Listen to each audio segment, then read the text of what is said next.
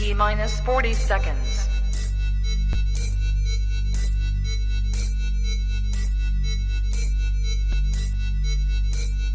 T minus 30 seconds.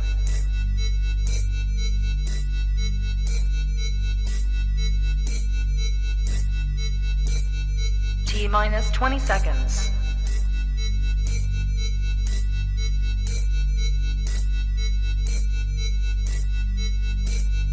Ten, 9, 8, 7, 6, 5, 4, 3, 2, 1, 0.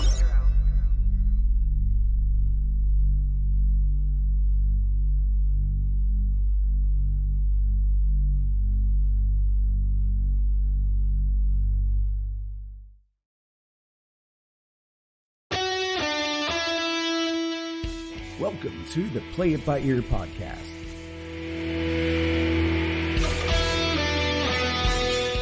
The podcast where the topics may vary because, hey, we play it by ear. And now your hosts, Eric Fiskus, Brady Limey, and Todd Griffin.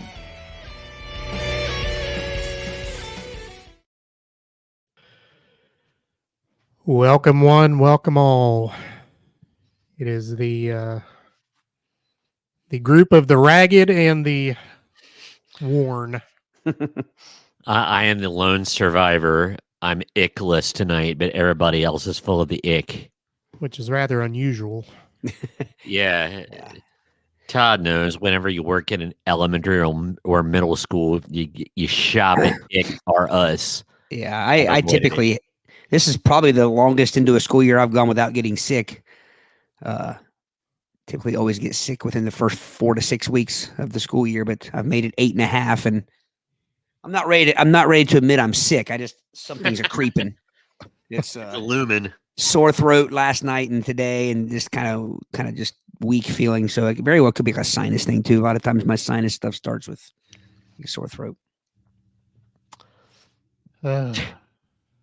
Now me, I had a fever for the first time, and I don't know how long. Did you barf? Don't barf. I don't barf. You just talked about that last Have we not established that? There is no barfing in Eric's world. No.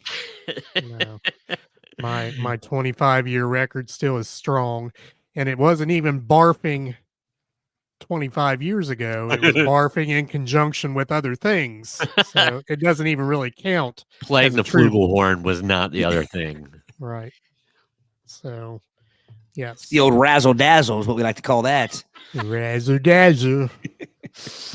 Oh, man. Or the azzle dazzle.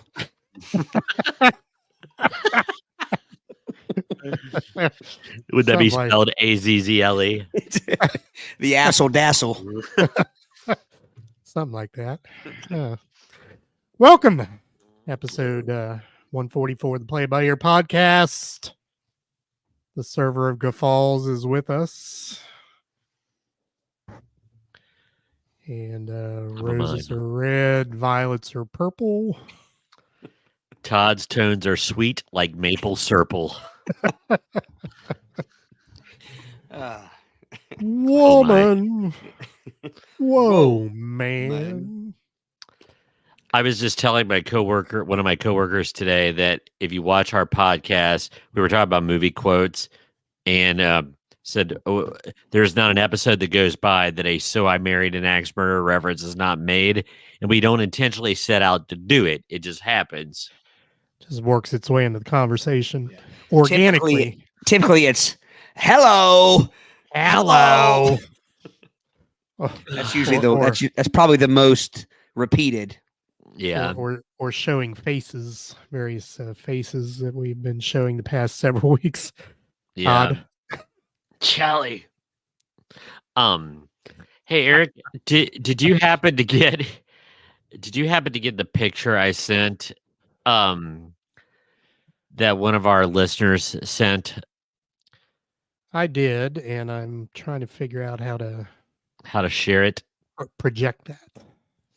One of our longtime listeners, Carissa, she posted something on Facebook about an establishment found in Salem, Massachusetts, and it made me chortle out loud to myself. I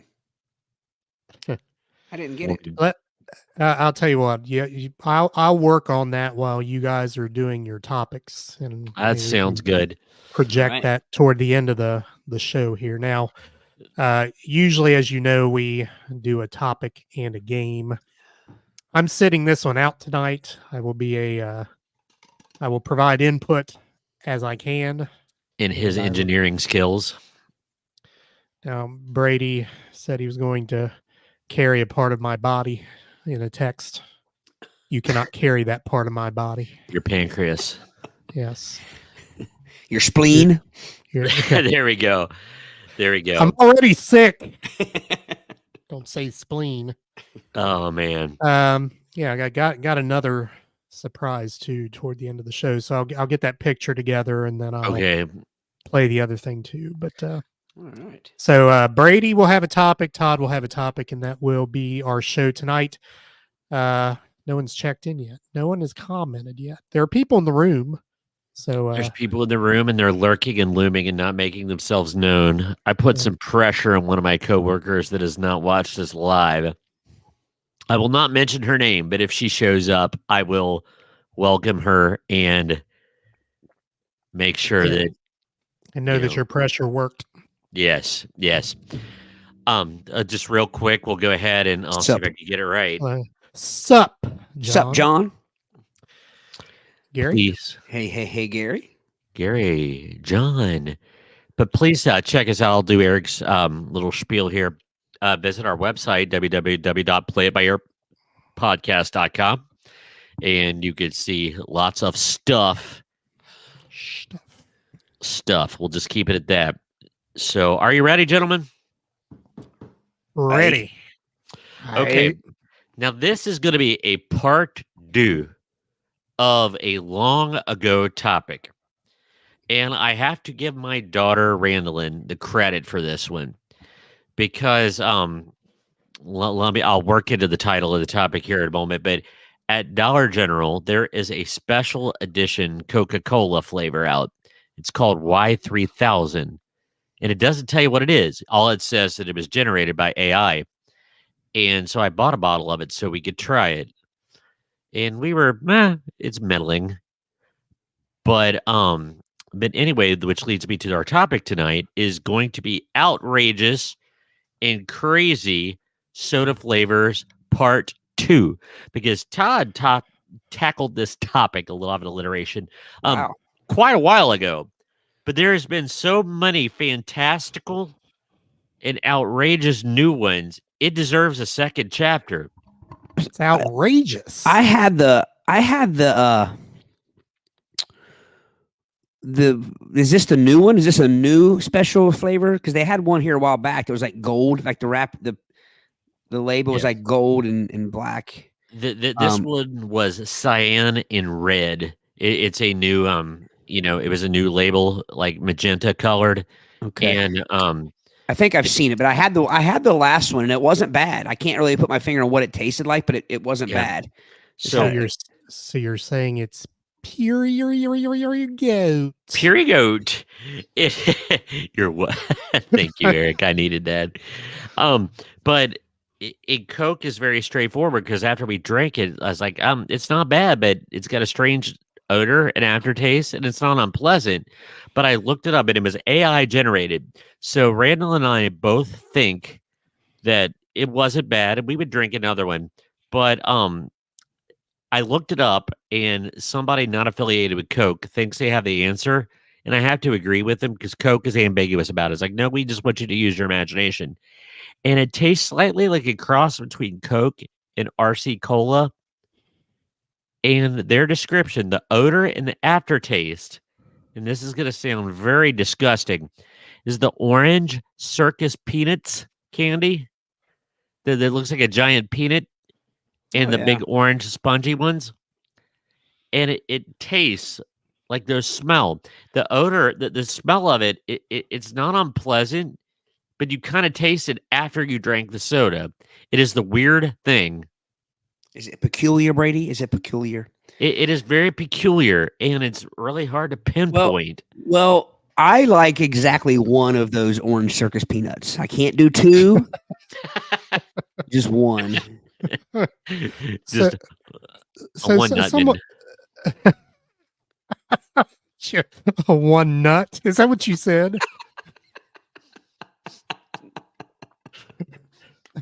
Stop it. Stop it. So someone tell me, See. because I really don't know. I've always wondered what substance are those circus peanuts made out of?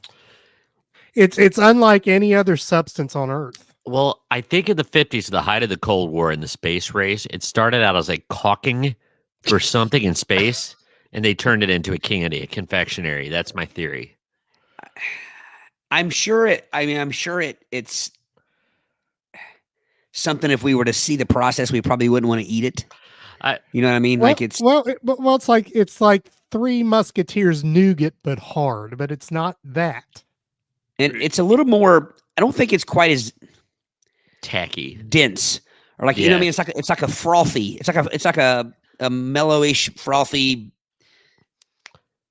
That it's hard marshy. to describe, isn't it? Well, there we go. It's mallowish, but it's not that firmer. It's firmer. They're not hard unless you leave them sit out. They get stale. They're not hard in the bag. I'm telling you, like how they, when they're exposed to air and how dense and compact they get. If somebody ate about 5 of those, it would be like macaroni and cheese day at the nursing home. There ain't nothing moving. Yeah. I can imagine that somebody could expire with that blocking their gut. Well, yeah, I mean, like if you could flatten it out, I mean, you could make a windshield out of it. Wind's not getting through that stuff. No, it's not. In fact, I think I'm going to use it to do my door jam to the house. I'll use circus peanuts. Keep the ants out. Now, Gary, how did you ever come up with the idea to microwave a circus peanut? And it became swole? Swollen. So you're trying to melt it down and it wouldn't melt. It became swollen. I'm assuming it's the same. I'm assuming it's the same thinking that goes into microwaving Peeps, which is a pretty common thing to do. Well, see, and there's another. But I saw a documentary or something on how Peeps are made. That's an exciting night, Eric. It is. Don't bother me. I'm watching the Peeps documentary. I like all things marshmallows, but circus peanuts are not that. Yeah, circus peanuts to me, they have the same texture. If you take a Peep and you leave it sit out for about 3 days on the table, that's the consistency of a circus peanut. You could also bean a home intruder with it and knock them out after a while. They're like I said though, the circus peanuts aren't hard. I'm not sure where you guys are getting hard circus peanuts. They're chewy. It's like the consistency of soft bubble gum. Now wait a minute. Brady said firm. He didn't say hard. Well, that's the same thing. Nay. Not necessarily. They're synonymous. All hard is firm. Not all firm is hard. We are talking about circus peanuts, ladies and gentlemen. That's a cut. But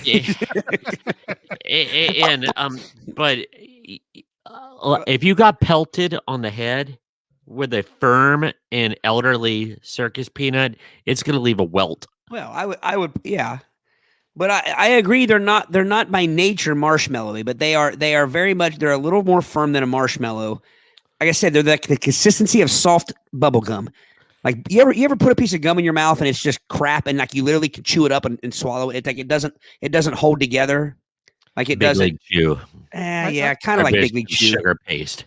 Yeah, I think they're the third cousin twice removed of marshmallows.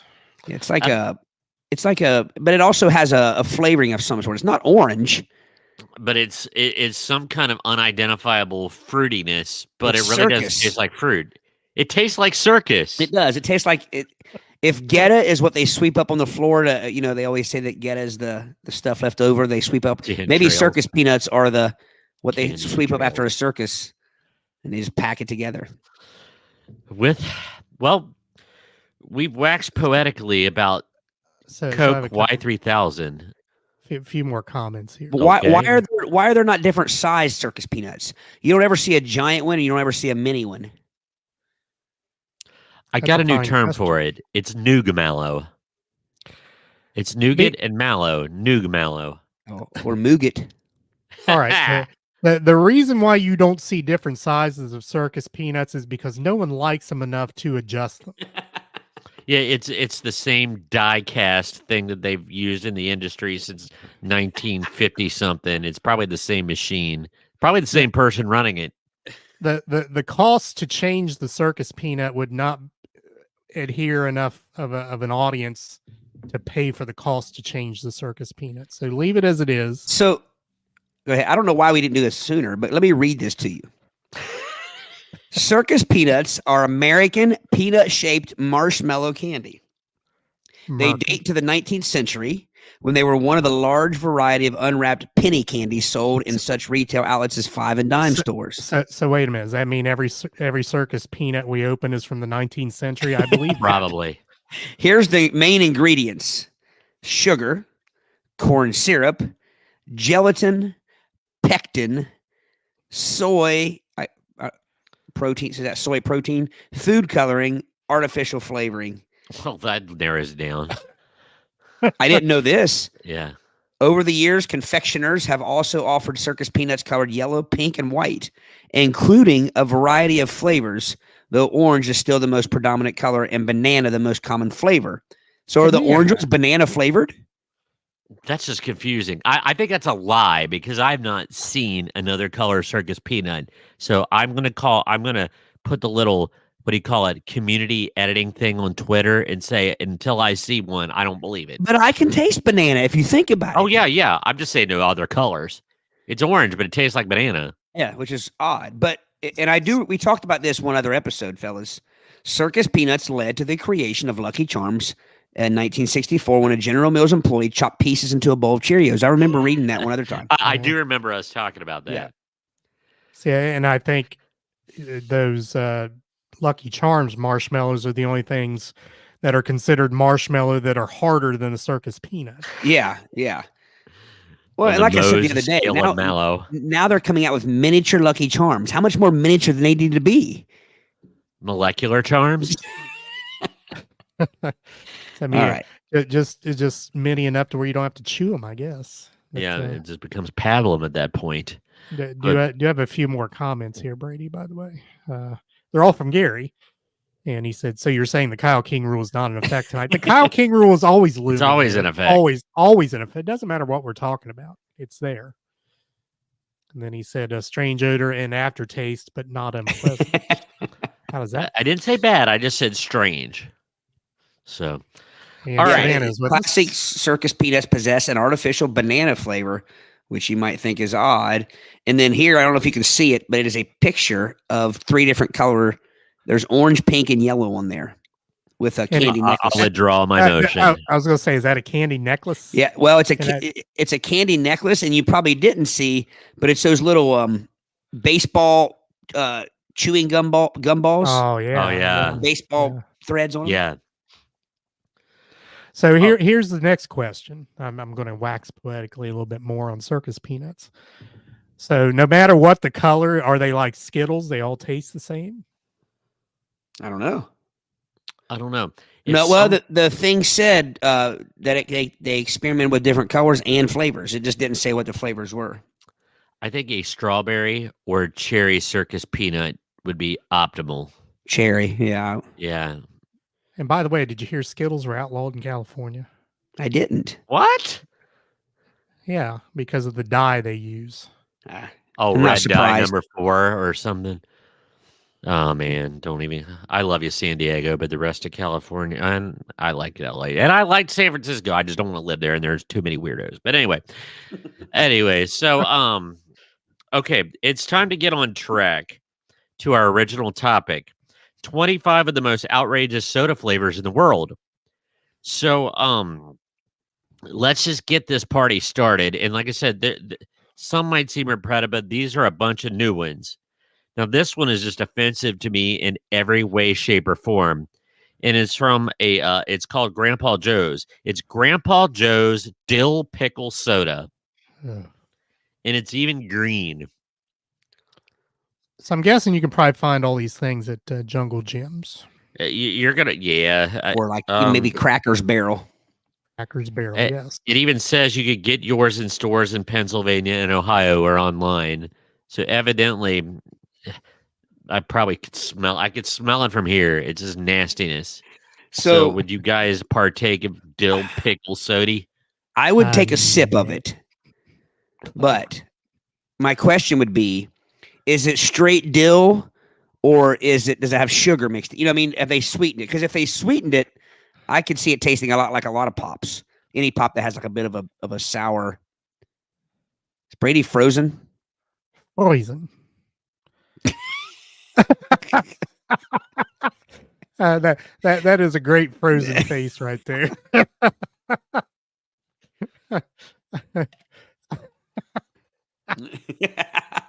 We got to take a picture of that. Hey, I am taking a picture of that right there. can you take it right with your?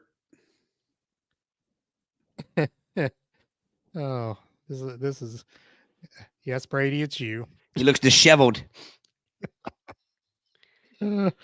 Oh, I believe, and again, I don't vomit, but I think that would make me vomit. Fizzy pickle juice. Well, So the comments are outstanding here. Gary says perpetual pickle face, and John says the look after you drink tab. Those are facts. again, I think it would depend if they took if the pickle juice was just the base of it, and they added other flavoring and made it just taste like a regular soda or something, or a regular soft drink. I think it could be drinkable. I would try it. I would like a sip of it. One sip. Just Sorry one. about that, gentlemen. Gentlemen, schmintlemen. Schmintleman. Were you guys still waxing about the dill pickle Pickles. soda? Yeah. Yes. Yeah. Well, let me go on to the next one. Now this one is intriguing to me, but I don't know, man. Anything Fanta does kind of skeezes me out a little bit. But this is Fanta banana yogurt soda. Ew. So why does it have to be yogurt? Well, I'll tell you. Here's the description. This fruity yogurt flavored Fanta is currently sold in Japan. The brand doesn't sell anything like it elsewhere, as it's described as tangy yogurt with a sweet and mellow banana. It kind of tastes like cloudy lemonade with a banana fizziness to it, and it's very banana smelling. Now, I like me some nanners, but I don't know, man. That's gonna fall along that line of the old Hubba Bubba soda that was just like pure liquid nastiness in your mouth because it was too sweet. Yeah, I like bananas as well. I like banana pudding. I like banana flavor stuff, but I don't think I would like banana like liquid. No, I don't want banana juice. it seems like there's a banana Fanta faux Fanta joke in there someplace. Okay. You know, I often quote Gary Goldman on this show. He talked about Fanta. He says Fanta sounds like a pet name for your grandmother. It's like someone's like, "Oh, I'm so sorry to hear about your Fanta that she passed away last week." It kind of does. Yeah, it does. Continue. Okay. Sorry. Go ahead. No, continue. Okay. This next one, this is one of the ones when I saw the list, I think it's going to elicit some strong reactions from you gentlemen. The name, the brand name is Beef Drinker, and it's Beef Drinker Teriyaki Beef Jerky Soda. Disgusting. that maybe would be good to dip my steak in. You know, like some kind of like an A1 sauce if it's, but an au jus, if you will. Is it something you could just pour it on meat? Au jus. So does it have chunks of meat in it? It says it turns out this extremely potent teriyaki beef jerky soda is produced in California, and its meaty aroma takes over when you open it. And it tastes similar to drinking soy sauce. As if it couldn't be disgusting enough, that description of it made it worse. Beefy aroma out of my pop. Disgusting. Yeah, that's pretty nasty. There's probably nothing good about that. Well, and that's a drink where I would think the colder the worse it would be. It might be a drink you want to drink room temperature. No, if you heated it up in the microwave a little bit, you could dip a sandwich in it, and it Yeah. would probably be like an au jus. Yeah. That's like steak tartare pop. Dip some sushi in it. So I hate to keep going back to the circus peanuts, but I just thought of something. I just thought of this, and It always somebody- goes back to circus peanuts. eventually, somebody needs to do this, and they can thank me later. Why don't we have chocolate covered circus peanuts? I actually think that would be pretty tasty. I mean, covering anything in chocolate, you know. Yeah. Well, and we know that chocolate covered banana is a pretty popular thing right now. Like I just saw the other day some candy had a chocolate covered banana. But again, why can't we try that? I'll even go as far. I think a white chocolate circus peanut would be excellent. No. now you're just out in left field. You gotta have the dark chocolate. You gotta have the dark chocolate. Nobody ever puts. You don't ever see a white chocolate covered banana. It's always dark Why or not? milk chocolate. No. I do. When I get my custom made Blizzard at Dairy Queen, I get banana chunks, white chocolate chips, and graham cracker. Yeah, I would probably try it and like it, but I'm just saying you typically like the contrast between the dark chocolate and the paleness of the banana. It's Yeah. pleasant to the eye as opposed to if you had the white chocolate covering the banana. But anyway, we should try that. We should try. I'm willing to try it. I think it would could be easy we to do. could do that ourselves. Yeah. Matter of fact, you could do that easy enough with like magic shell syrup. Yeah. Just dump it on there, and Boy, when that stuff first came out, we were amazed, weren't we? oh, that was amazing. It was like having the dip cone in a bottle, man. Now this next one, this is silly. Dry sparkling lavender soda. And when you hear the description, it's going to be even more off-putting. For something floral, balanced, and delicate, try a lavender soda from a Washington-based artisan fizzy drink brand. It's a high-end, non-alcoholic drink that can be paired with food. Give it a go with seared halibut, cheese, tiramisu, or hazelnut nochi. I'll try it just for the halibut. Halibut! That sounds like somebody trying not to puke. Halibut! Yeah, halibut. But no, I bet it tastes. Or like an old man sneezing.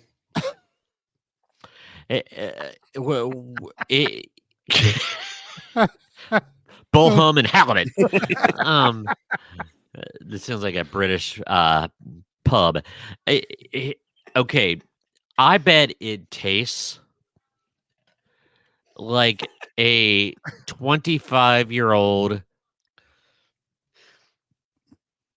A 25-year-old just graduated from college girls scented candle smells. Will you get there, please? Be careful. I don't know where you're going with that. Stop. I know what you're because I was thinking like I love the smell of lavender, but I don't want to eat it. Like I don't, you know what I mean? Thank Like you. Well, Yeah. and that's what I was going to say. How do you have a drink that is based upon a smell? Yeah, it's one of those things. Like I bet it tastes just like a Yankee Candle smells, like one of those lavender. Yeah. Well, but that's what I'm saying. Though. I mean, we've all had things that tasted like something smelled. Brady, Yes. you and I are innately familiar with that. Yes. But that's not usually what the manufacturer is going for there. I think if it smells good, it's just an added bonus typically for the Right. manufacturer. Right. Okay. Oh man, Grandpa Joe's got to get crazy again because he had that stupid dill pickle soda. We have Grandpa Joe's ketchup flavored soda. Now, I like catsup, And ketchup. but I don't think. I mean, but to me, that would be just like growing up when the ketchup bottle's empty and your mom just puts water in it and shakes it up, and that's to last another week or two. That's No, your mom did Yes. not do that. yes. I would venture to say every mom did that. Well, not my mom Facts. because I didn't eat ketchup. Well, Neither did my then sister. you wouldn't have known it. But I would say every mom in the 80s and 90s and probably every decade has put a That's little like water. putting water in the Tostitos queso dip to make it last. I'm just telling you, we should do a poll. We should In do the a poll and Griffin see if Depression era. it's. All right, And Brady. also, I bet that every mom has done the whole in the 80s. Did the whole when one would put one bottle upside down, the other bottle, leave it sit there for about 3 hours while it. Yes. Now that, yeah. yes, Yeah. yes. That's All right, being frugal. But Brady, I have but one thing to say about your ketchup soda. Yes.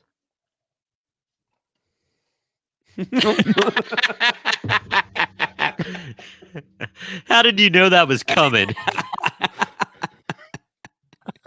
Oh, it's always there's always a use for Yeah. that. Oh yeah, that will be forever now. Oh man. But I do think that it would taste just pretty much like wet ketchup. Everybody Is it has ketchup wet?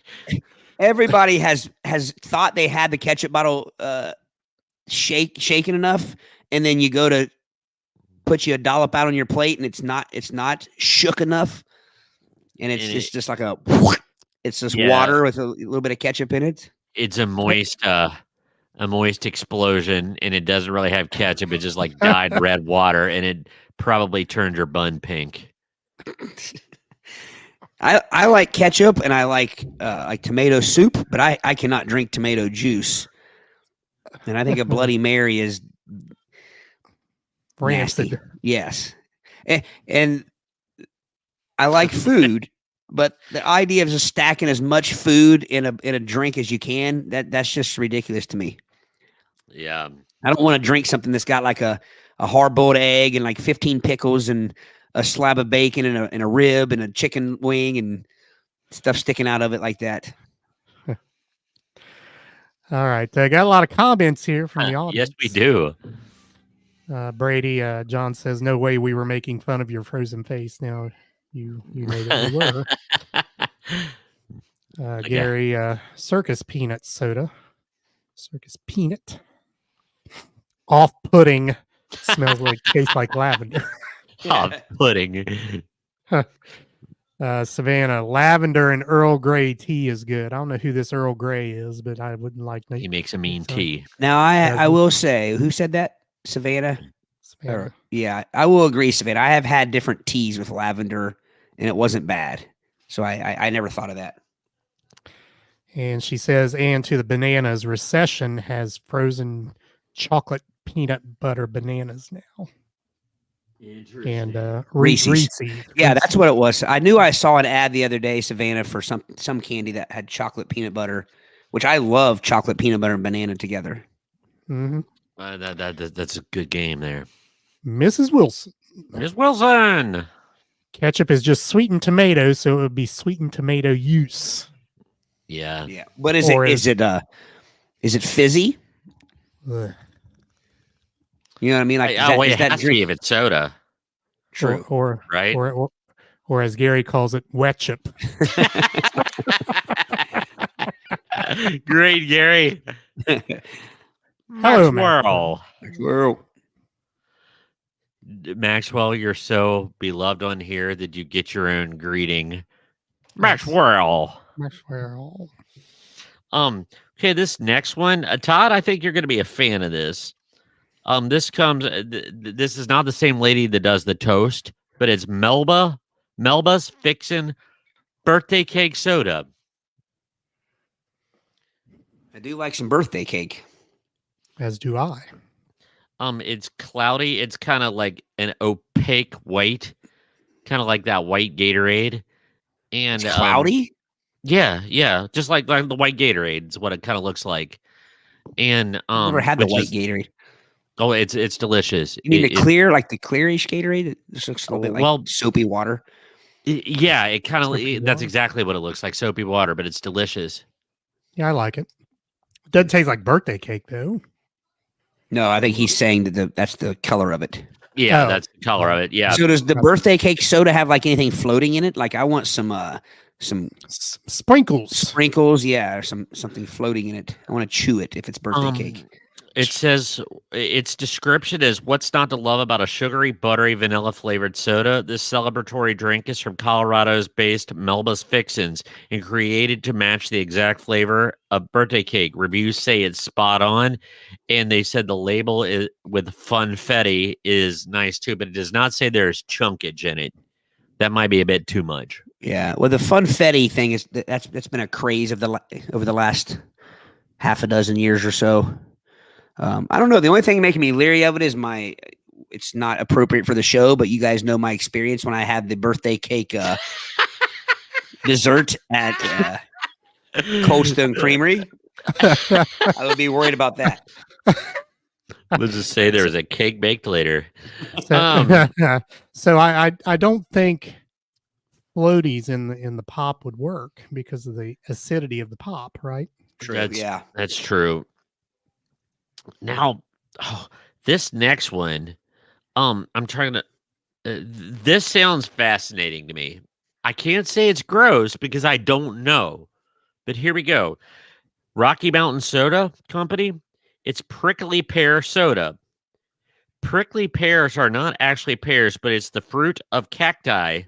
They're sweet and fleshy like honeydew melon and strawberries. Confusingly, the prickly pear bottle label from Colorado depicts a porcupine. But don't worry, no rodents were harmed in the making of this drink. It's a struggle to pen down the taste, but it is refreshing and gets good reviews. Ugh. You lost me at honeydew / musk melon. But yeah, I'm not a big melon. If it's not watermelon, I'm not a big melon fan. No, it's watermelon is the only true melon. Or Carnegie. All right. Now here's one. Now this is terrible. I'm sorry. I'm having all kinds of gremlins. My face lighting, my backdrop lighting for the camera keeps on just shutting off, but the power's on. Sorry. It's a ghost. It's a ghost. Okay, there we go. This is Mr. Q brand. Mr. Q's cucumber sparkling cucumber soda. Oh, Lord. Oh, it's I like the description. It's said to be crisp and refreshing. The ideal drink for hot summer days or mixing into cocktails. I like it how it is said to be because no rational person would drink this willingly. I think cucumbers is the number one food where other people talk about how it gives them violent burps. Yes. Cucumber and broccoli maybe is right up there. But so I can't imagine drinking a cucumber flavored drink would not just about make your chest cavity explode. Am I replacing Charlie? Yes, you are. Okay. Now this next one, it comes from Trinidad and Tobago. Next, we're going to have celery pop. Hold on, sir. It's coming. Oh, my gosh. It's just a bottle. Spoiler alert. A bottle of liquid with hair floating around in it. Yeah. All right. This next one comes from Trinidad and Tobago, and it's actually produced by Pepsi in Trinidad and Tobago. It's tree bark soda, but it's the bark of the mauby, M-A-U-B-Y, the mauby tree. It's boiled down and mixed with herbs and spices to produce a soft drink. It tastes exactly how you imagine bark would, bittersweet and similar to root beer. Yeah, I've heard of that. Is that why Barks root beer is called Barks? I'm guessing. With a Q? Wow. Isn't there something called like bark beer or something, or birch beer? Birch beer. Birch beer. Yeah. I've got some strong ginger beer in my fridge, and it burns your mouth almost. It's good old traditional ginger flavor because I like a good mule, and ginger beer always burns my mouth. But so do ginger snaps, like the cookies. Ginger schnapps. They burn, but it's a good burn. It's like it's a good. You know what I mean? It's like it's not like you want to stop because it's just a little bit of a. Does it make the inside of your ears burn? No, it's just more of the mouth, like a little bit of a ticklish burn when I have a ginger flavored anything. By the way, Barks was started in 1871 by Edward Charles Edmund Barg. Senior. Barqui. Yes. So just a coincidence, because I thought that's a pretty big coincidence for it to be bark flavored root beer, Anyway. So Eric, you're gonna get behind this next one. And it's unusual because there's been the flavor, but it doesn't. It's Zuberfizz X Rocky Mountain Chocolate Factory chocolate soda. It's a chocolate soda, but it is totally transparent. It's not. It doesn't look like fake chocolate milk like a Yoo-hoo. Is it? See, I'm thinking back of the Chocola. That was my favorite chocolate drink. But this makes me want to try it. I'm getting vibes of like Crystal Pepsi, because Crystal Pepsi was supposed to taste like real Pepsi, and in no way, shape, or form. Now, mind you, it's when I say it's transparent, that's probably a poor choice of words. I'm not saying it's clear, but do you know how Yoo-hoo and Chocola, you couldn't see through it? Yoo-hoo looks translucent. Thank you. It's just a little more watered down. Yeah. It's not. I'm assuming it's not brown because it's in a like a root beer bottle, so it's that amber colored bottle. But they said that it smells like hot cocoa powder and has a bold chocolate taste. The mildly creamy and not too sweet drink is fizzy also. That's intriguing. So have there been, and we probably have talked about this as well, are Yoo-hoo and Chocola the only chocolate drinks that have really graced the stores? I can't think of very many other ones. I can't either. Those are the two that come to mind. Well, but unless it's like you count something like Ovaltine or something like that you kind of make yourself. But yeah, I remember reading when we talked about this one other time. Pete Rose had something to do with Chocola. Like either he had a chocolate drink. I think maybe he had his own chocolate drink, right? And then bought Chocola, or Chocola bought him out. Yeah, I think so. Yeah. Wonder what made Pete think he could what do you think he was sitting around one day? He's like, I'm going to come up with a chocolate soda.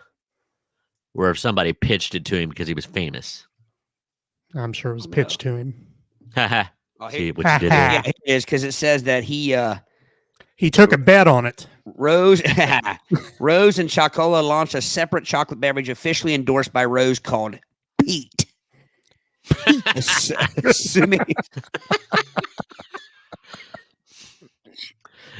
And there was candy fixins like cotton candy, and it was moss. It was peat moss. It's assuming that his popularity at the time would make a Rose endorsed beverage a successful business venture. However, per Rose's contract, he was prohibited from making any unauthorized advertising reference to the Cincinnati Reds, including being shown in his Reds ball cap. So this hindered the success of the. So what they're saying is that if Pete Rose couldn't be dressed like Pete Rose, it wouldn't sell the drink. Do people not recognize him in a brown hat? Do people not recognize him in regular clothing? Well, you remember he did Aquavelva. Huh? But he did Aquavelva for years. He was not in a red uniform when he did it. That's true. See, I just assumed they would do like all those old generic commercials would do it, put him in just like a red and white outfit with no LED logos on it or anything. Like the football teams Brady hates on movies when they. God. No, it's not that it's just like be accurate. If you're going to be generic, the home team. Now I know the rules got a little fast blues. Yeah, but the home team will not wear, like white jerseys and dark pants. But maybe they were just ahead of their time, because now in the NFL there's nothing like that, right? Because true. Or worse yet, they would have the generic basketball uniforms where it'd be like the white shirt and colored shorts. Like, good God, can't you budget the same color uniform? Anyway, that's a different topic for another day. Bowl Chips was bad about that. Well, you remember playing basketball for Sardinia Junior High back in the day. You did have jerseys and shorts. Well, was that something that was more popular back in like the 50s, 60s, or early 70s and stuff? Was that something that was more popular? Because it seems like the old basketball uniforms you saw Be two-toned. They would have like a different color shorts than the with, jersey. with the fake belts on them with the buckles. Yeah, because a belt buckle during basketball always makes sense. Sure. Use it as So, a weapon. Miss Wilson has a comment. You can get cucumber sparkling water, and it's very refreshing. I'll take your word for it. My dad would eat anything, but he would not eat a cucumber. So I would just love to have sat my dad down. Like, Dad, try this Sprite. Oops, it's cucumber soda. I mean, I'm not going to say I've never eaten one, or I mean, but if I have a choice, I don't, and I usually throw them off a salad if they're on there, or I distribute them out to the table. Whoever likes them gets them. But I will say, like anything else, if you put a good amount of ranch on them, they're much better. Oh, okay. Something that should be against international law is dicing up cucumbers in a salad. Oh yeah, you don't dice them. You want to throw your cucumbers in there, fine. You make them disc shaped so you can pick them off. So I can throw them across the room. So if I forget to tell you not to put cucumbers on my salad and they come all diced up and I keep finding them the whole salad, nothing worse. Yeah. However, the opposite of that, there are some things in salads that I think should be diced. For instance, if I want egg in my salad, I don't want just like a hard-boiled egg cut in half laying over in one corner of my salad. This is true. Agreed. Chop it up. Scattered and splattered. And also, I'm not an onion fan, but the older I get, the more I will eat them. And I won't go out of my way to throw them. I don't like them cooked in things. But as far as a salad, like a sweet onion or like a red onion or something in a salad, I don't mind that. But if you just put like 2 circles of onion on the top, now I got to break it up and distribute it throughout the salad. But I know why they do it. Maybe the same reason you're saying they do it, so people can take it all off. But it's very problematic cutting up an onion. Oh, if you get those microscopic sized onions, like, have you ever I forget where I was, but I got a chili dog and they put super diced onions and there was no picking around it. It became one with the coney. Yeah. You're talking about something different. I'm the same way. Yeah. I don't like diced onions when they're cooked into things or put it like a coney or something like that. But I'm saying if I want like the red onion on top of my salad, I would prefer it be cut up, distributed throughout my salad as opposed to just a disc. Okay, Todd, here you go. Dr. Brown's celery soda. Oh. This was first served in 1869. It was popular in Jewish neighborhoods in Brooklyn at kosher delis. It was never popular. It ignore how you imagine it might taste, but people describe it as sweet, tart, herby, and fizzy. Well, then it doesn't taste like it. Celery. Where's the hairy? The only thing celery is good for is canoeing peanut butter or cream cheese to my mouth. It's a vehicle. That is yes. Cellulose and water and peanut butter. So Todd, will you eat the celery with the peanut butter, or is it just a vehicle and you like? I will eat the celery with the peanut butter or the cream cheese. Okay. So yeah. Don't tell me it's or ranch, sweet and whatever. Tart and herby. Celery is not sweet, so that therefore is not celery soda. Yeah, it's something else. And if it's not tasting like celery, then what's the point of putting the celery in it? Indeed. Yeah, Wendy's. Well, I understand celery, I guess, in a soup because it's a space waster and some texture and things like that. But it certainly doesn't add anything to the flavor. It just adds air to the chili. Celery in a chili soup. You're okay with that? Oh, that's By the way, you should check our Play It By Ear archives, our famous chili episode. Good Lord, how long did we drone on about chili? It was epic. But now here, in my opinion, is the weirdest one of the night. Wonder Farm brand, their white fungus bird nest soda. Okay, what might seem like an outrageous concoction, Wonder Farm white fungus bird nest is a regular soda in Vietnam, Bird's nest, the nest of swiftlets, which are made from saliva, bird spit, is considered a delicacy. White fungus is part of the mushroom family and eaten for its health benefits. The drink has visible fungus floating in it, which may be off-putting, but it's got one positive recommendation from one reviewer who describes it like a light, sweet, broth-like soda. Ew. Yeah. Broth? Broth? I don't even like the word broth. What the heck? What the hell? Broth. I mean, broth has its usefulness, but not as a soda texture. I don't want my soda texture like broth. No. And Also, go ahead. oh no, it's okay. I was getting ready to go to the next one, but go ahead. I forget what I was going to say. Sorry. Well, I'll just throw this in here. John also mentioned Nestle Quick chocolate beverage. So wonder why Nestle didn't call its chocolate syrup Nestle Slow. You would rather have your chocolate be slow. You don't want like runny chocolate. Do I you? prefer a nice medium pace. I don't want to wait forever. At a medium I don't- pace. I don't want to, I don't want to like hot fudge where you got to like watch the stalactites or whatever, the ones that hang down. Are those stalactites or stalagmites? or Stalactites especially not from the tasting Stalactites. burnt hot fudge in Oh, your yeah. mint. It's got ashes in it. It does. All right. Now this next one is kind of. It says it's been around since 2007 in Japan. Back to Fanta. Fanta, the mystery fruit. That's what it's called, the mystery fruit. Fanta, the mystery fruit. The more you drink. Anyway, so it says that it is even if you can't read Japanese, notice the question marks illustrating the label. Guess the two unknown flavors and enter their answers online to win a cell phone ringtone as a prize. That's a gimmick. That's a gimmick drink. That is a gimmick. Yeah. That is a gimmick. And what cell phone ringtone would I win, Alex? Probably. I'm trying to think of a Japanese song.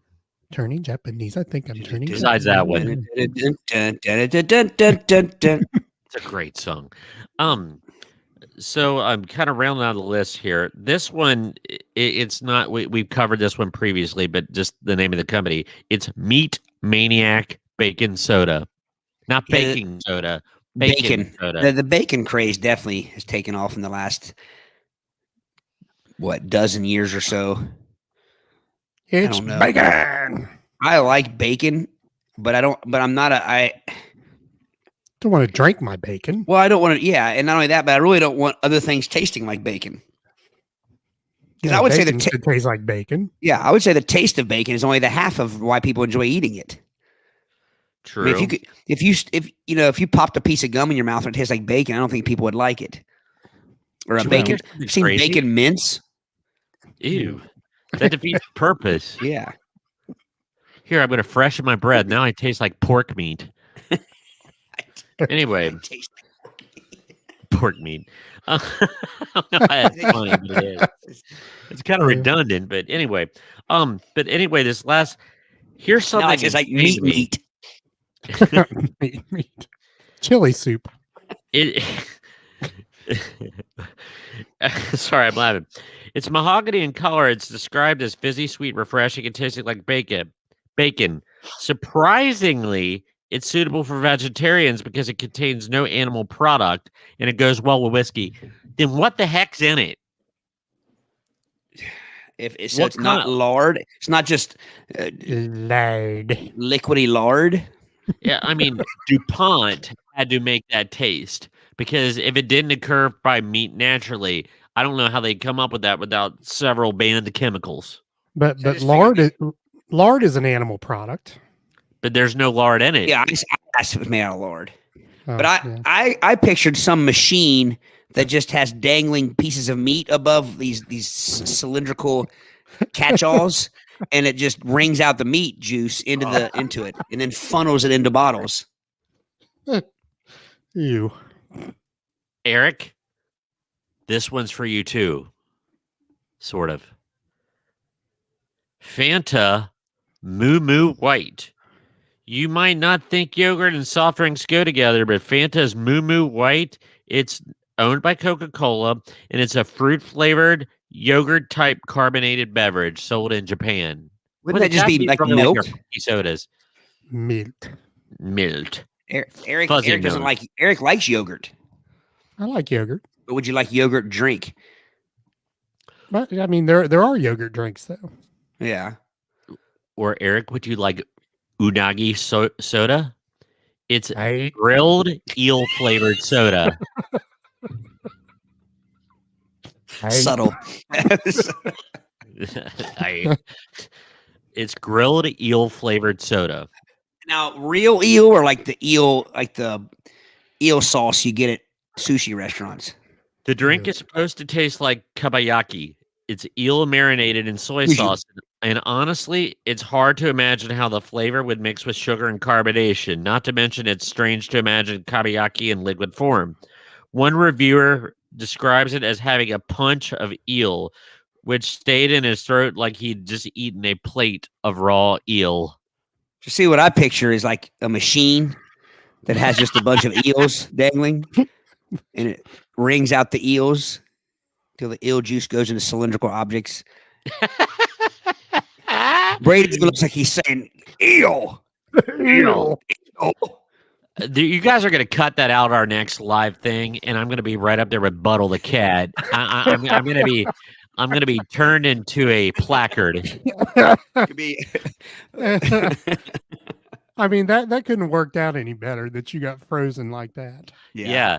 Actually, Todd, is Buttle still up there over your head? Yeah. Same. Yeah. Straight, like right above my hat right now. Man. That's Buttle the cat. Speaking of which, Avery's Kitty Piddle Soda. Kitty Piddle? Kitty Peddle? Piddle. Kitty Piddle Soda. Oh, hold on. I got to put this comment before you go any further. Todd needs to get a patent for the meat ringer. I do. Can Todd's make us been millions. Ringing, Todd's been ringing meat for a while. Easy now. I can put this podcast on the map with money brought in from the meat ringer. And I shouldn't say anything because your daughter's in the room. but- Hello, Riley. Riley, are you going to be signing up for Kitty Piddle Soda? Riley, Avery's. I apologize for these guys. It's not. I think she's apologizing for you all the time, isn't she? It's not She the better not be. flavor of this Connecticut-based Avery's Kitty Piddle Soda that's unusual. After all, it's an orange pineapple drink made with real sugar. Instead, the drink's name and subsequent marketing campaign makes it strange enough. With the name Kitty Piddle and its pale yellow coloring to match, this soda is meant to be gross. And it has a total line called Totally Gross Sodas program with weird novelty flavors. Does So it smell Kitty like ammonia? Piddle Soda. Does it smell like ammonia? No, it might give you pneumonia. No, but like no, but it says it's pineapple orange flavored, which sounds great. But it's just that gross out thing, So and I'm kind of getting up again and on time. I got two But not more. in it. I'm not a big pineapple. I guess I don't mind a little pineapple here and there, but I'm not a huge fan of pineapple. Yeah. It's well known to be one of my faves. It's like but a pineapple soda. I've had a Jarritos pineapple soda, and it's pretty good. But okay, this one's just gonna tick you guys off because this pun's not funny. But Mountain Dew Yeah. and Doritos had a combination together, and it's Mountain Dew Dewitos. Pepsi's Mountain Dew introduced in college campuses. It was Dorito flavored Mountain Dew, so it was Mountain Dewitos. And then it's not Mountain Dew. Mountain I Dew think doesn't taste I like think the Doritos. tang is in the background of it, but it's got that nacho-y, it's probably a combination. And Todd, Yes.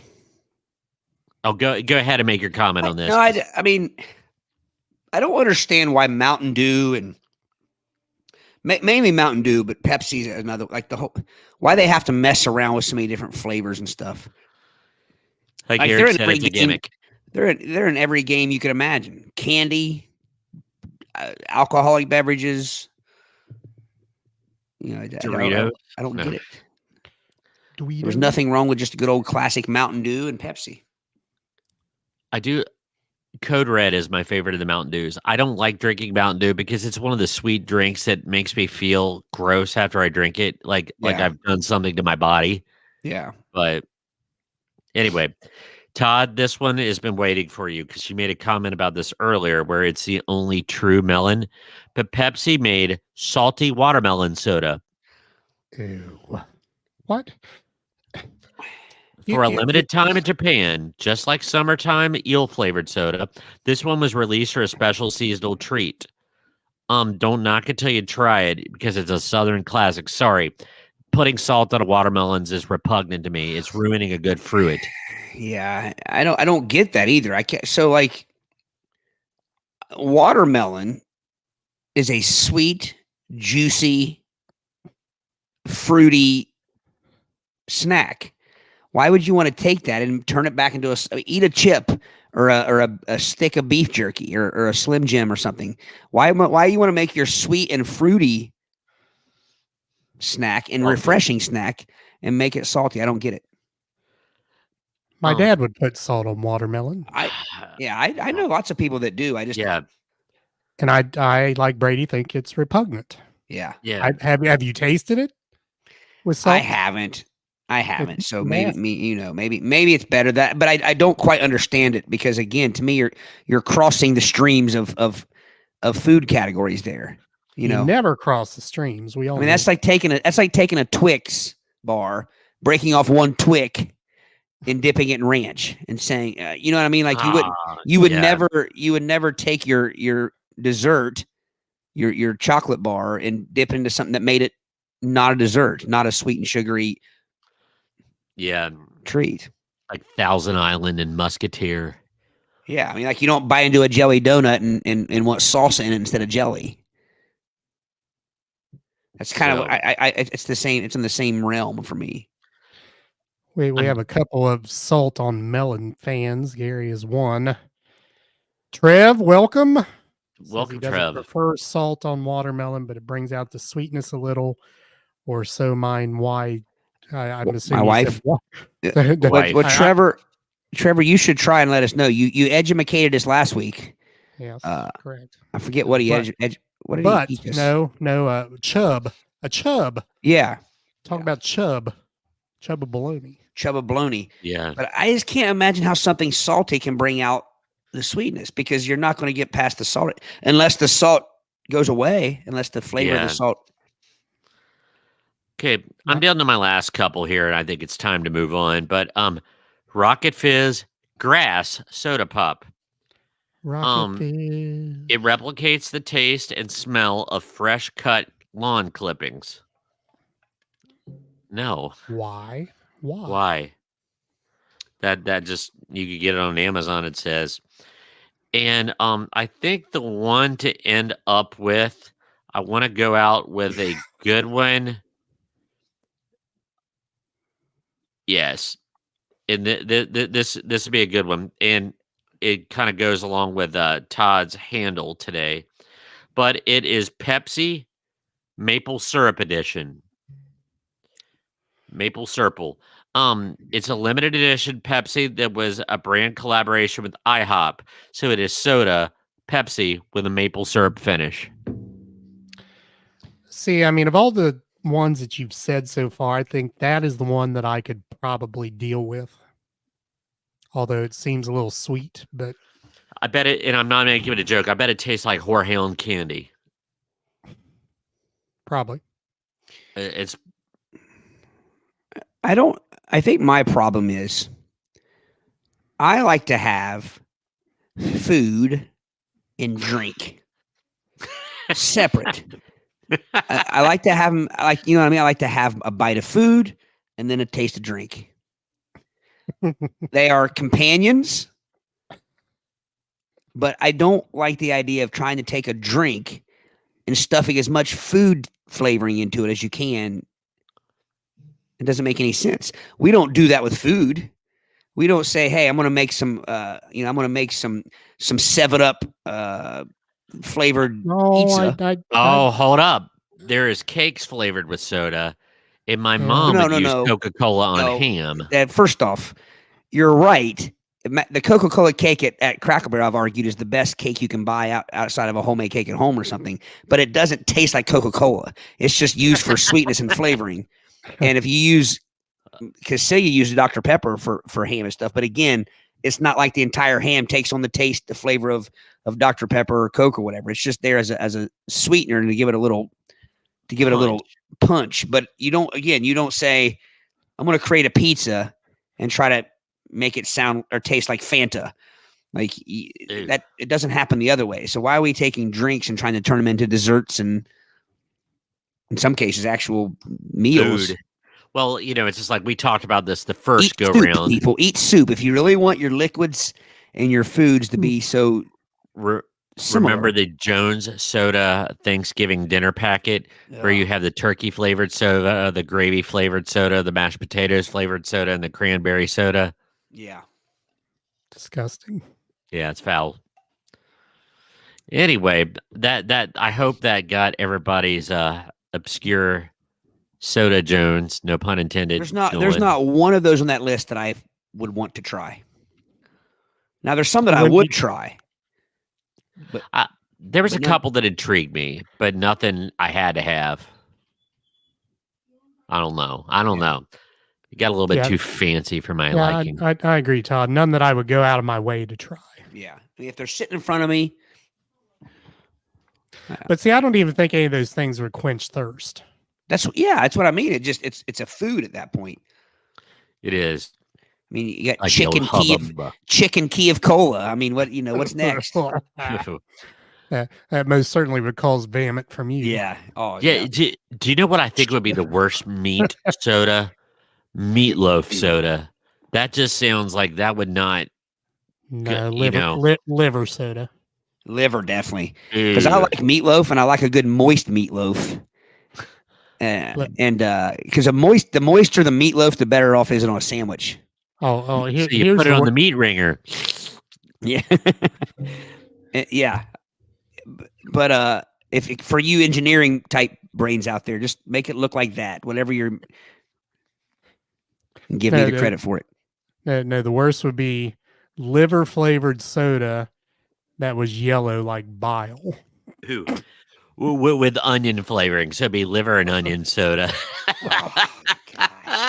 See, this is what we need to do for an episode one time. Is make up our own food sodas. I did that once in elementary and had to take a bite of it. Oh, that's true. I forgot about that. I took my chilled tomato or stewed tomato, whatever it was, my baked beans, my chocolate milk, and I put some banana snakes in it and stirred it up. And they caught me doing it. I've told this story a few times, so if you've heard that, I apologize. But something that would never ever happen today. I took 2 bites, and that's all I could do. I told them they were going to have to just give me whatever punishment that I had coming to me because I couldn't eat anymore. It sounded like that guy Eric in the viral video that we watched in Cleveland.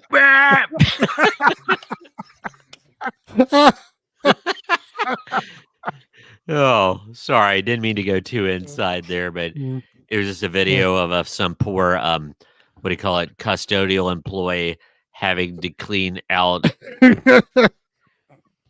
a bathroom. God bless him. Yeah, someone who conducted their commerce in the wrong place in the men's restroom. Miss Wilson has a good point there. She does not want her savory or sweet mixed in liquid or solid forms. The only time I will go against that is like I do like trail mix or something that has, but that wouldn't be savory. That would just be sweet and salty. I see. Yeah. Yeah. I don't want my applesauce to touch my pork chops. Pork chops and applesauce. Welcome, Susan. Susan, how we doing? Is that a pumpkin? It's a laughy face. Oh, I thought it was a pumpkin or a jack-o'-lantern. It does kind of look like a jack-o'-lantern. It's a maniacal laughter. Yes, like Skeletor. All All right. So while we're in the midst of topics here, Savannah says, by the way, I want to thank you all for making John laugh. He needed his grandmother passed away this morning. You guys made him laugh and feel better. Well, John, we're Sorry for your loss. Very sorry for your loss. Glad we could provide a little bit of Levity. yeah. So you guys are in our thoughts and prayers. We're sorry. Thank you for Absolutely. tuning in. We'll try Yeah, to make definitely. you laugh the best we can. All right. Playitbyyourpodcast.com. Go to our website. Look it up. Spirit fingers. Yes. Meat Jazz ringer hands. hands. It's a good time of year for spirit. Meat ringer. Spirit finger. Meat ringer. One hand meat ringer, other hand spirit finger. It's tough to do right there. That's kind of like the rubbing your stomach in a circle and rubbing your head at the same time. Leave that one alone. All right. Todd, Is it my tween? it is your turn. Let me find my website. I got it up here somewhere. Did you ever find that photo, Eric? The thing that Carissa sent? Still working on it here. Go ahead. Hang on a minute. I got to find it. I just had it. I hate when you close a window and then. Hang on. Stall. Here you go, Stall, Eric. guys. Stall. I told okay. you that I would do it. Oh, I got it. Okay. Just cool your jets, Are man. you stalling? Cool me your do my- engines. Let me do my job.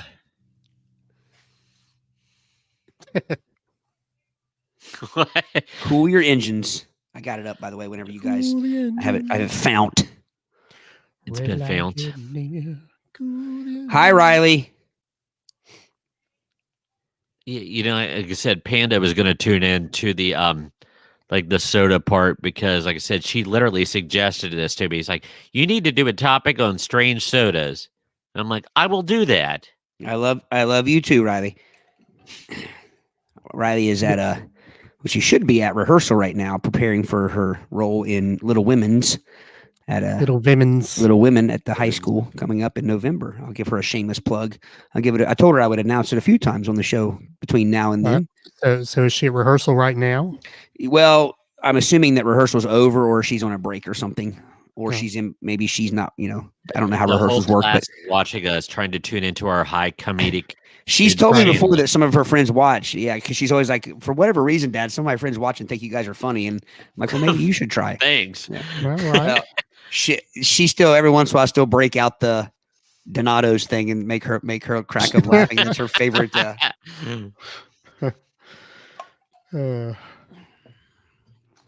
Andy, go ahead. Hey, I told Riley we should do it for as a Play It By Ear podcast.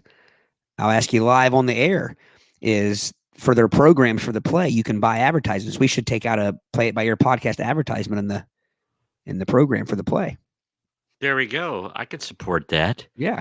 We'll talk about that afterwards. But Can we put Buttle the cat on it? I don't know, Riley. Would it be okay if we put our old pal Buttle the cat? No. This is what we put on. Buttle the Brady. My mouth is finger like in that picture. All right. So Joey. Joey Podcast chimes in songs. like none other. Play It By So- Ear podcast thongs. Who's going to model those, Joey? So where does our logo go, Joey? Buttle. I think it has to be written vertically.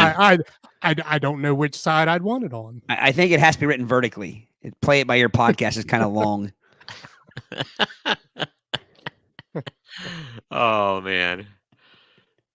So Todd, what you gonna do for us tonight?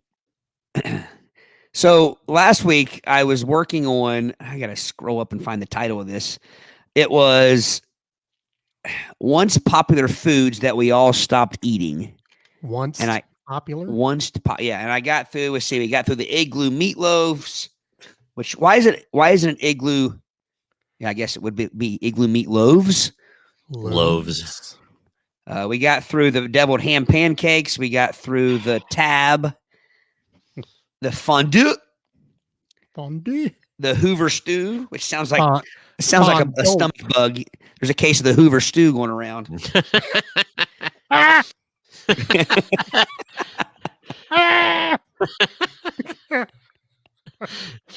They hit my funny bone. Sardine egg canapes. Did I say sardinia? I meant sardine egg canapes.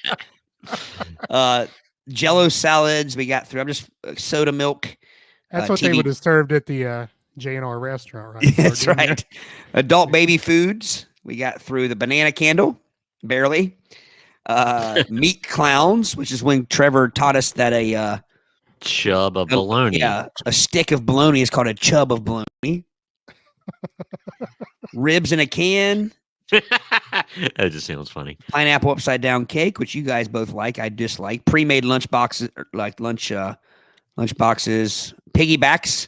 That was the Spam on a Pillsbury, or like a basically look like mashed potatoes on top of a slab of Spam, and liver loaf. And the last one we talked about, mac and cheese rings. So number 20 on the list, canned soup casseroles. And we all know how Brady loves a good casserole. Gosh. Foul.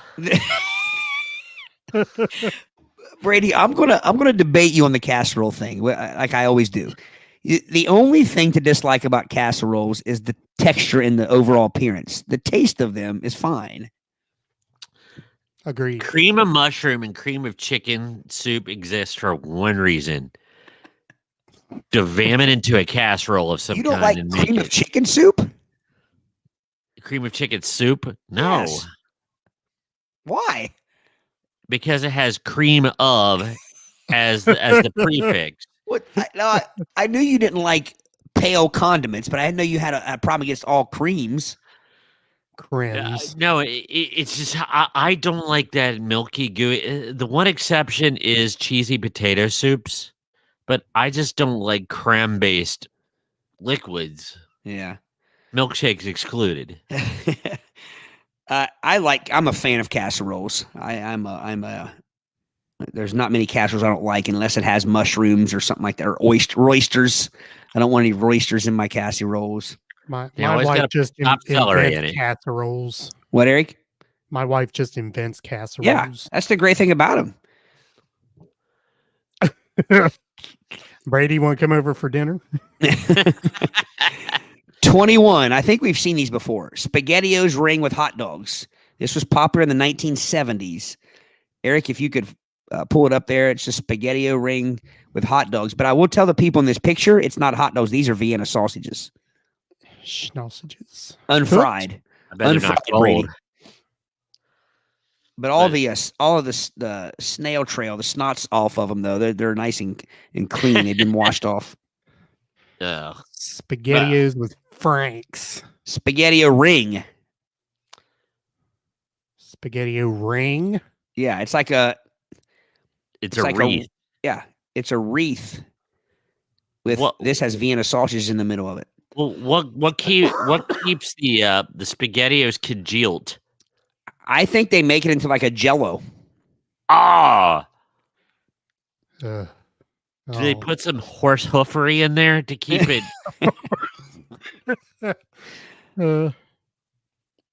So I think I got it. You have to tell me if this is correct. Well, there. Is that it? Oh, that's it. That's it. Now, if you could tell me that was just somehow that they took a lot of time and effort to get that SpaghettiO cylindrical and neatly kempt, but that looks like it would fall apart. There's been something put in that. That's been made in like a dish of some sort, like a gelatin mold, like an upside down cake dish. Yeah, I'll tell you exactly what it was put in. It was from a piece of Tupperware purchased at Aunt Flossie's Tupperware party in 1976. Well, here it doesn't look frozen though. So poison. Oh, I hope not. As if that But- could be made any more disgusting. You're talking about being frozen. Oh gosh. Real It's like one of question those is that, Clear Licks. are those Chef Boyardee SpaghettiOs or are they Franco American? Those are Chef Boyardee. Franco So un-American. Trev has another question. Is a hot dog just a miniature meat chub? It's a chublet. Chublet. Those It's a look like chib. many miniature meat chubs in the middle of that.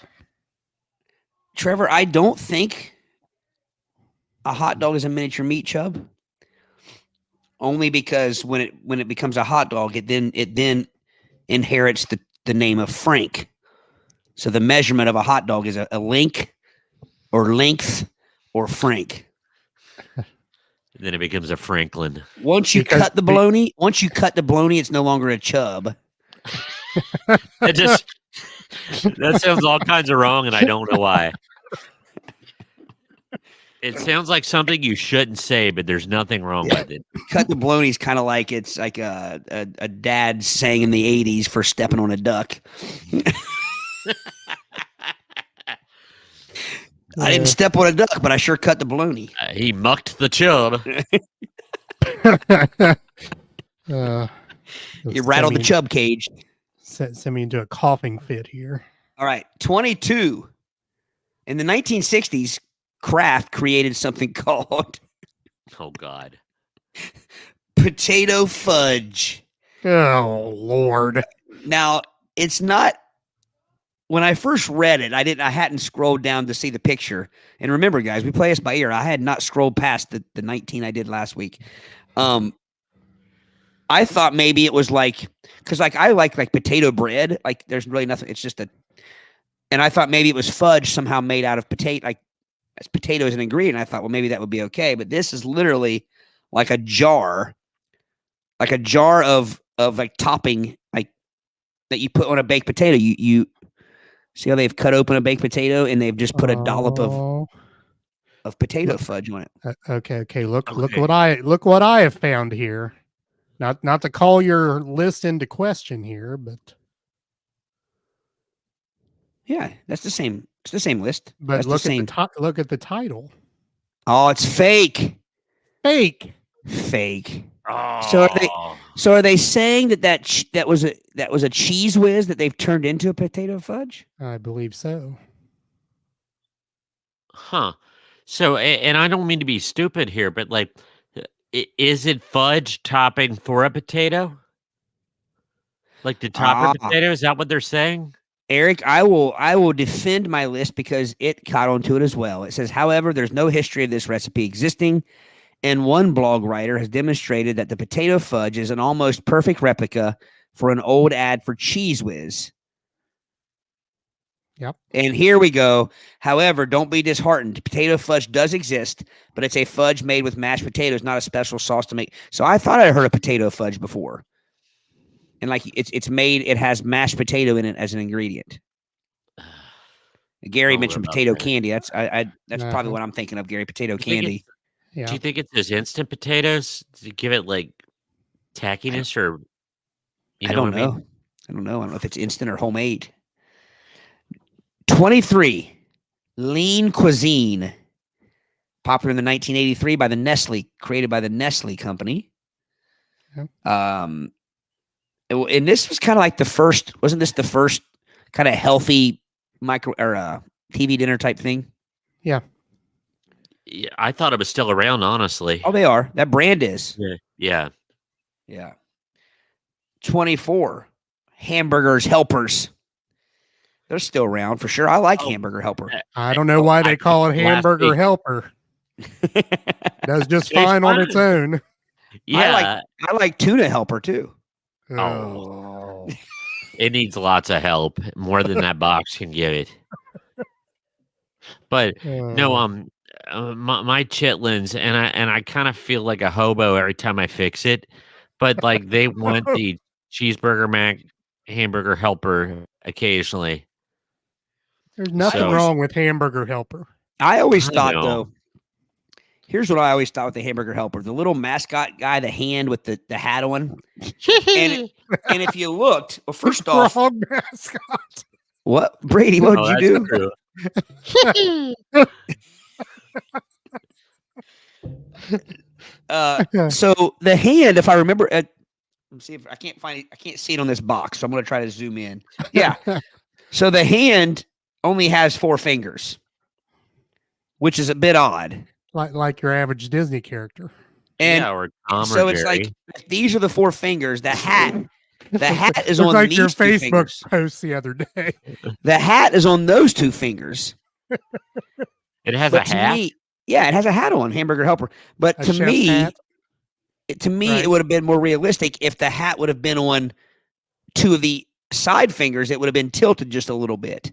You know I what I mean? think it'd be hat's on the too middle perfect. finger. The hat's too. There is no middle finger. There's 4 fingers. That's true. So see if you can pull him up there. He can get the. I've never hamburger seen him helper with a again. hat before. I swear I haven't. He's just a hand. See, I thought he always had a hat on. Now I think Yeah, that the Mexican-based hamburger helper might have had a sombrero, and I'm not, and I'm really not trying to be funny, but it seems like I recall that. I'm serious. I'm not even making a cultural appropriation joke. I'm gonna have to look that up because I swear by it. So Go on. here's the thing. I can't even find an image with the hat on. Really? Yeah, Really? I've never seen it. Can you see that? That looks like a cowboy It's a hat. Cowboy hat. I said a cowboy hat. Oh, yeah.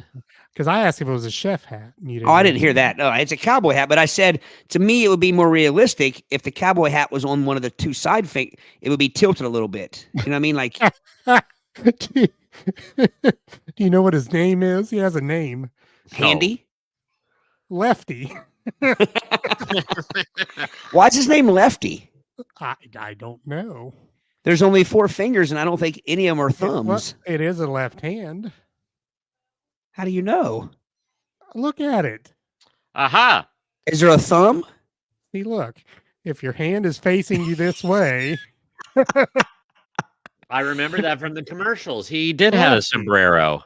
Oh, no, what I'm saying though, Eric, is any hand can face that way. It takes a thumb to tell you whether it's a right or a left hand. no, the palm. Yes, the thumb. But I don't He see has a a thumb. Is thumb. what I asked if he had a thumb. He has a thumb. Will you pull a picture up because I can't see I can't see what would be the thumb if this Yeah. is a if it's a left hand, I can't see what would be the thumb. Now Brady, I don't remember him looking like the Pringles guy. Yeah. And like I said, here it's the taco bake. Here he is. Put that up there real quick. Like that's not the same picture. See, he's holding the spoon with his Yeah. thumb. I see That a looks like thumb an there. Animaniac. Yeah. Yeah, I see the thumb now. But the one that Yeah. Brady had up, he had the hat on and he had 3 fingers put together to wear the hat, it looked like, with the sombrero. Well, Pull the sombrero handy up. No, not that one, Brady. The first one you showed us. You showed us one. Yeah. No, that's you showed us that in the last one. There was a first one you showed us before, and then you went to the one with the mustache, and then you went to that one. Okay. Yeah. This one. Yeah, see how he has this like there's 3 fingers in that hat. Must be a you've heard of large, must be a 10-gallon larger hat. That's a 3-finger hat. For the life of me, I cannot find any images with hats. They're all No, I just have the only one. I have the only one on my phone here. Straight lefty. Do you think?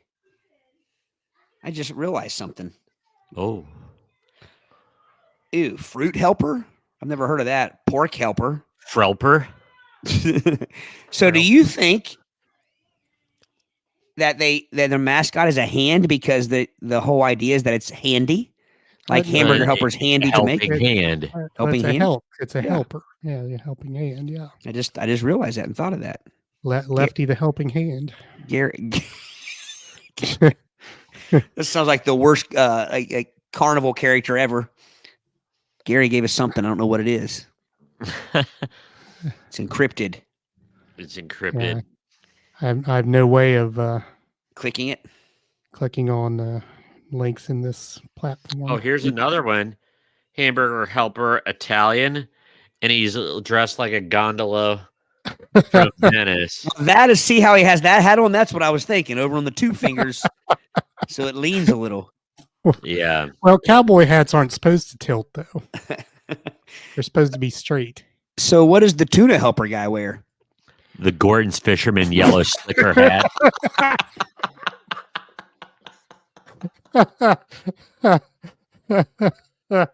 Oh, I got it.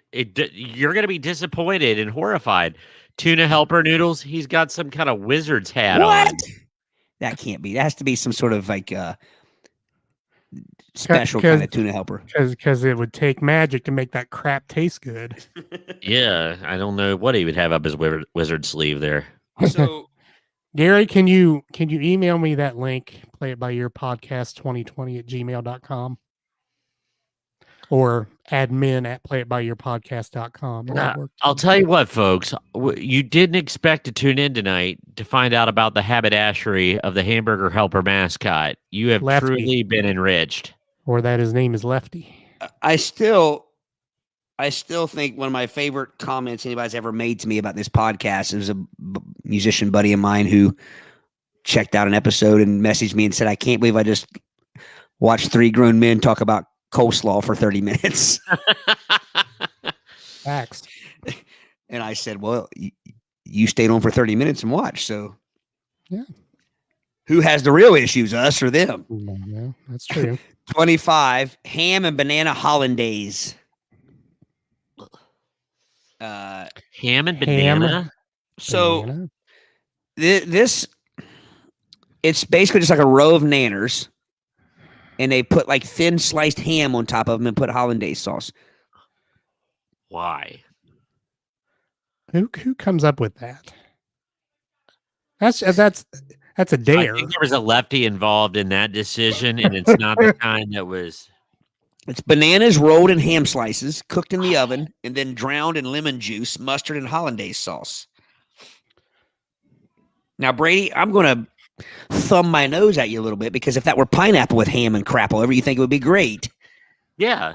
So but I'm just saying it's no more odd. It's just a fruit with ham and sauce on it. No, because bananas get squishy. They don't add a juice to it. Could you fry them? Yes. If you And I bake do like a banana, fried bananas. what if you bake a banana? What happens to it? It swells up Like a circus peanut. like a It's- circus it's peanut. peanut. I would say it depends on how you prep it. If you drizzled it or coated it with something to make it a little bit crispy, like maybe a cinnamon finish, Or and it would shizzle my add a little drizzle. bit of crust. But I don't know. Yeah. I don't know. I like bananas. I don't know if I'd want ham and banana mixed together. Well, it goes back to what Miss Wilson was. I don't want my savory and my sweet touching. Yeah, that's. I don't want any of my food thank you. touching. Well, if it's mashed potatoes and gravy, or if it's coleslaw and cottage cheese, if it's You're getting worse. nah, Keep talking. keep talking. 26. I enjoy a good cheese ball. Love cheese ball. Yeah. Created by Elder John Leland in the 1970s. The first reported cheese ball was created by Elder John Leland of Cheshire, Massachusetts, and was almost 1,300 pounds. That is a hefty ball. Well, wait, but that was the first cheese ball ever made? The first reported cheese ball. It was In maybe the it was night- Many 1970s? unreported cheese balls. yeah. It was made from the milk of 900 cows and was wheeled to the White House lawn to present it to President Jeff. It has to be 18. That's What gotta, now? yeah, that's 18. Well, okay. So this says, although they became popular in the 1970s, they've been around since the 1800s. So that's what it is. Yeah, because it said President Jefferson. I'm like, I don't believe we. Wasn't it a cheese ball? The lack of cheese ball when the cheese ball disappeared that caused the riot at the Andrew Jackson inauguration? I don't know. I'm really not making that up. I think I've read that before. I've not heard that one. Cheese balls are fantastic, though. Like they are. You know what I mean? And you got to get that that chip beef to put on top of them though, and that's hard to find. Yes. So, what is substantial? What did you say? The milk from 90 cows? Is that what you said? 900 900. cows. So, what is substantial about that? I mean, That's a lot of. well, now wait a minute. Hear me out. Did you milk 900 cows dry to get the milk, or did you just kind of take a squirt from each cow? That's what I was getting ready to say. Unit dispensing. That was what I was getting ready to ask, Eric. Like, to be impressed, I need to know how much milk was taken from each udder. They just lined up I mean, 900 like squirt.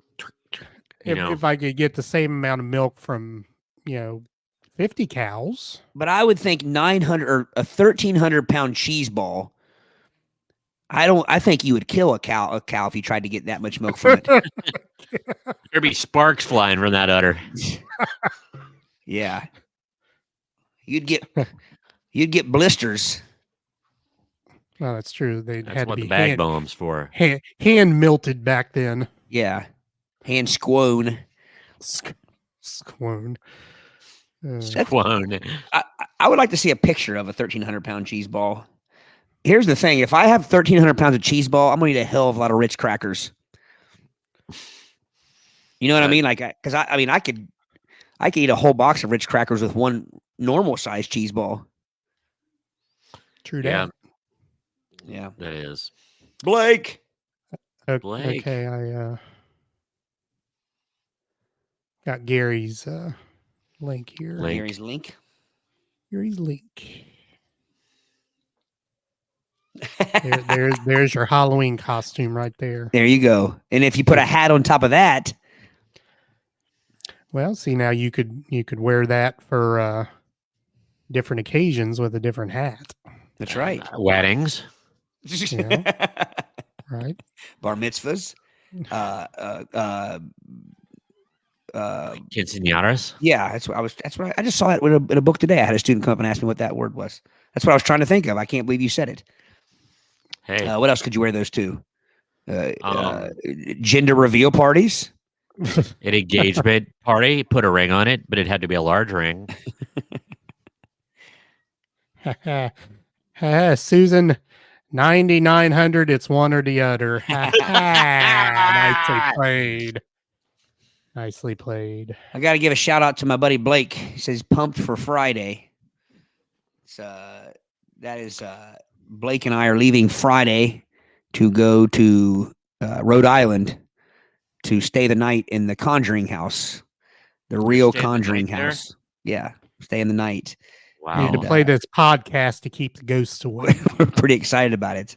So this week, and Blake, if you're still listening, you'll get a kick out of this.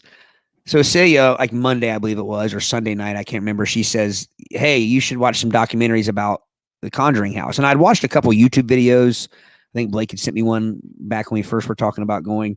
And so I watched one. It was pretty good. And I watched another one. And in this particular documentary, this foursome, basically, two couples, and they went and they ended up spending 10 days there. What was that? Speaking of conjuring, Brady's conjuring canine kisses. Yes. So anyway, they leave, and every one of them, when they get home for like weeks and weeks, are still having strange occurrences at their house after they got home. And I'm like, see, why in the world did you have me watch this? Because now that's just something else to worry about that I'm going to bring something home to. But turns out they had all taken something from the house too. So Blake, if you're listening, we can't take anything from the house, man. Not even dirt. Like one lady brought a jar of dirt home. Money. So now wait a minute. Dirt from inside the house or dirt from around the house? I don't know, I mean, because how much of that little plot of land is haunted? the whole thing. In this one they go out. There's actually like a graveyard nearby in the land. There's an old foundation for an old building of some sort. They went out and searched it all, but she didn't say whether the dirt came from inside or outside. So anyway, That's what Blake's talking about when he says pump for Friday. Blake, I'm feeling a little under the weather. I mean, I'm going to be good, but I think I'm going to be weakened. So I'll be an easy target for the spirits, man. So you're going to have to stay strong and fight them off for us. So the thing is, Blake, you can just sacrifice Todd to the spirits. It's and like keep the running from yourself the bear. alive You don't have to be faster than the bear. You just got to be faster than the other The guy. slowest the other buddy. guy. Yeah, your slowest buddy. What was that? Sorry. Excuse you. Gesundheit. All right. So we exhausted cheese. We all agree cheese bars are great, right? Oh, absolutely. Yes. 27. Vitamin donuts. Popular in the 1940s, created by Donut Corporation of America. Creative title there. It seems strange that as far back as 1940, in the 1940s, we were trying to make a healthy food out of a donut.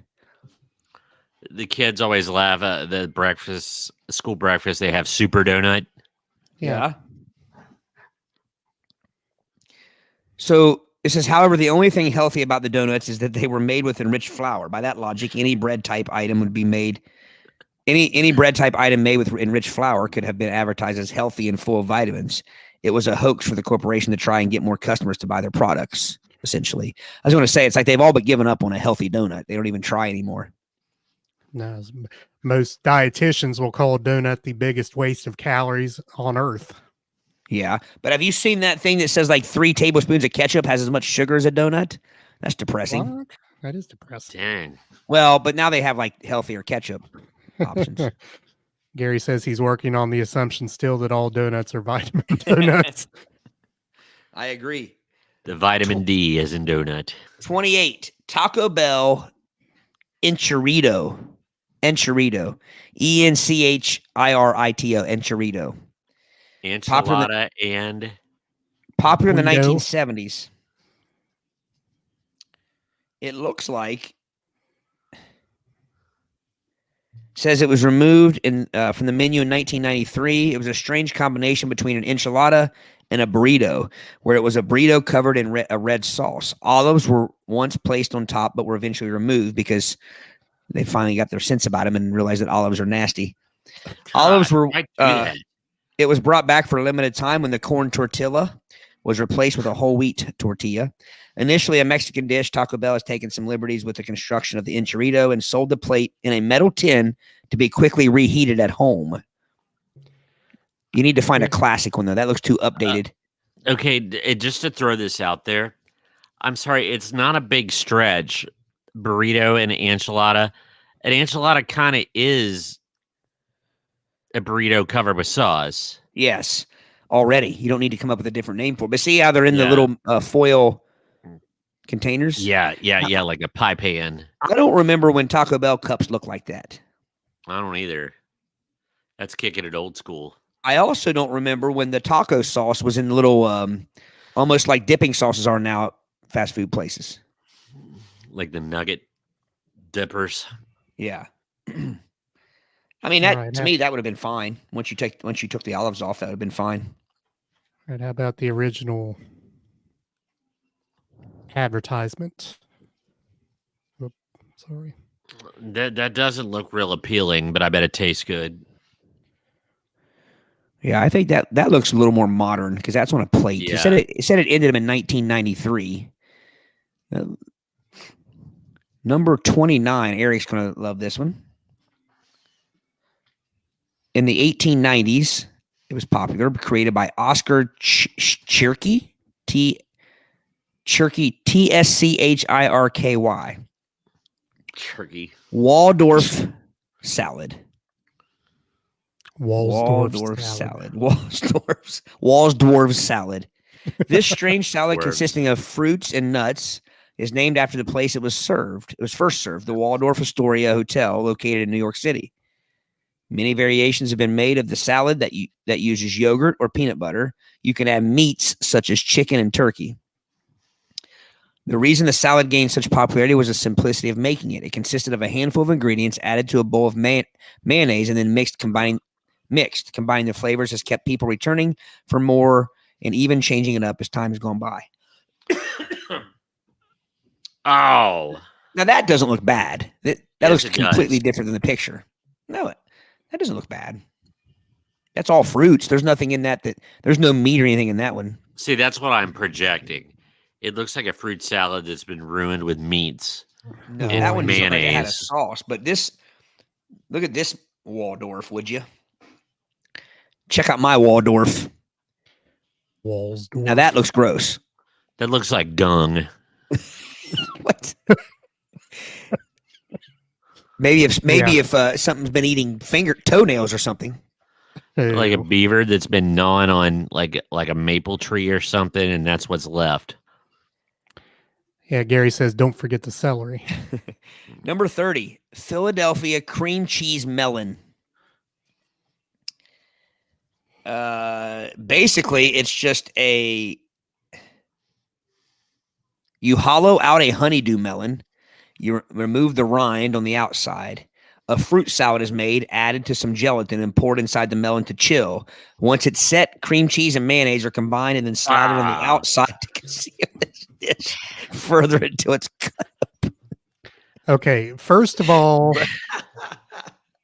the honeydew / musk / must melon would poison the rest of anything else that you put in there. Disgusting. Yeah. Don't tell me Philadelphia. That was Moscow cream cheese because a communist made that. That's un-American. Eric, can you find a picture of that? Maybe it's just called Philadelphia cream cheese melon. Ugh. Joseph Stalin was probably pushing that in the background. It's salad. It's dessert. It's delicious. That was the tagline. All lies. The frost on the melon is the world's most famous cream cheese, Philadelphia brand. There's an advertisement for it. Rancid. Absolutely rancid. That's horrible. I can't find it. While you're looking, 31, Fiesta Peach Spam Bake in the 1950s. It's similar to a honey glazed ham. Hormel came up with the recipe to make spam more enticing. Slice the spam, insert a few peach slices between them, drizzle some peach syrup and brown sugar over the whole thing, and bake it in the oven for 35 minutes. I don't know about that. It doesn't look bad, but I'm not a big peach fan. Peach Now, can be pineapple on it. overpowering. Pineapple on it, Brady, would probably be good. It'd be like, you bake a ham and put pineapple or something on it. Why do they call it Fiesta Peach? Like, what's with the Fiesta part would make you think that it's Well, Hispanic. it has some. or maybe it's just trying to they can't call it funeral. It can't be depressing. It's got to be fiesta. It's got to If you look at the advertisement for it, it's kind of hard to see. But there's a dude with a sombrero playing a guitar there, and there's a lady dancing who is dressed in looks like traditional. Yeah. So I don't know. 32. Everybody loves a good old hot pocket. Hot pocket. The hot meal in a pocket. I am sad to say that I used to eat hot pockets quite a bit. We've all had one from time to time. Yeah, I had all the varieties. You had the hot pockets, then you had the breakfast hot pockets, then you had the healthy hot pockets that had like cheesy broccoli in them and stuff and ham chunks. Oh, Todd, I think I found your list. 33. Tang. Tang. I don't think I've ever had Tang. Really? I love Tang. Is it all orange? It is. I know. No, they did come out with a red Tang for a while, but orange Tang, and it basically tastes like Sunny D. It's a sweeter orange juice concentrate, but the astronauts drank it, which was its whole, Cold War era marketing point. That's not Tang. I know Tang, sir, and that is no Tang. That's the cream cheese. Yeah, that's your cream cheese melon. Yuck. I'm gonna be honest. It looks better than I think it tastes. Like it looks presentable. Like it looks. Oh well, I think gruesome anything would look better than that tastes. Well, that's what I mean. But I think it had a very artsy look to it. It didn't look bad if it were submitted as a fair like project or something. Oh, I could present a can of Alpo and make it look presentable, but Yeah. So apparently the Tang went from 1965 to the 1990s. The most famous flavor of Tang is, of course, orange. All right, so It was overtaken by Sunny D and Kool-Aid. I believe Tang should have its name replaced with meh, because you taste it and you're wanting this orangey, strong orangey taste, and what you get is St. Joseph's Children aspirin taste. Yeah, I don't ever remember having it. Was it always powdery? Did they ever sell like pre-made Tang, like in cans or I don't used think boxes? so, because the astronauts had to take it as powder, so you had to take it as powder to be like them. Well, and it was always, there was this chalky residue to it too. That with the powdery piece of it. Yeah, You could never stir that stuff all the way in. it was very much, and I've never actually drank it, but it reminds me how people describe Metamucil. That they're Yeah. similar in Yeah. Well, durability. you sir should consider yourself lucky if you've never had to drink Metamucil. Okay, so I've not done this obviously, but I feel like if you put Tang in a glass, stirred it in there, and let it sit on the table for a day, I think it would turn back to water. I think all the sediment would just float to the bottom. Because that chalk think was you're probably right. always there. It was always there. Yeah, I have no experience with Tang. Susan, you're on fire tonight. That was a sardine in your water. That already Much came, like that a sardine in came- water. that- I think that Those- came with Tang already. It came pre-tanged. Those were other floaty things. Gary or orange. I was looking for an orangutan joke, Gary, and you came up with it. Nice. I was going to say my favorite Tang was the orangutan. Gary also says Tang holds together better with zero gravity. That's true. See, now that is the perfect statement right there, Celia. Welcome, by the way.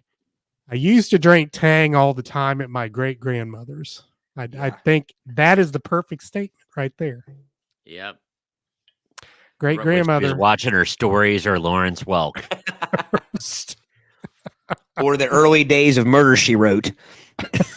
Or Matt Sorry, Locke. Fiscus.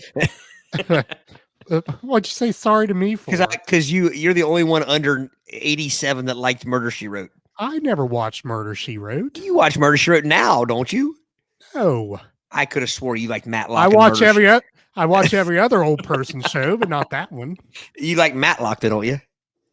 Actually, I I never thought- really watched. I thought you Matlock. liked Matlock and Murder, She Wrote. No, I would probably like if I were to rewatch Murder, I'd probably like it now. Gary for the win. Early days murder she's writing. Murder, She Writ. And, Murder, She Had Written. Susan says Tang and stale Mama's cookies. Mama's cookies. Where did Mama's cookies ever go? My Labrador Retriever growing up probably ate them all. It's what he was trained on. What? Or what he I was don't remember treated Mama's with. cookies. I've talked many times about Daddy's cookies. Brady Odie ate everything he wasn't supposed to eat. That's It was true. Mama's cookies. Then he'd pass gas and then just saunter away. He was the original crop dusting dog. That's a fact. Odie the crop dusting dog. All right. 34. I actually love these things. Chicken and a biscuit. Oh, I love those. The little I have a box crackers? of them in my Yeah, pantry. I don't know that they taste legit like chickens and biscuits, but they taste good. Dang it, Todd. The cracker's got a wang to it, doesn't it? It's got a little bit of a. Wang. It's got. Have you been watching Hollywood Nights again? That's a famous line from that movie. No, it's got. You know what I mean? It's not just a regular salted cracker flavor. It's got a bit Taste of a. the goodness of the biscuit. But it's not chicken flavor, I don't think. Man, it says popular from 1964 to 1990s. They're still out there. Oh, I have some in my pantry right now. I got them. Yeah, I got them last week. And much like you know how I have almost divorced Celia for buying kaleidoscopes or whatever instead of Oreos. Every once in a while, she tries to sneak in a generic box of chicken and chicken and a biscuits. And I know the kids always let her have poultry and a wafer.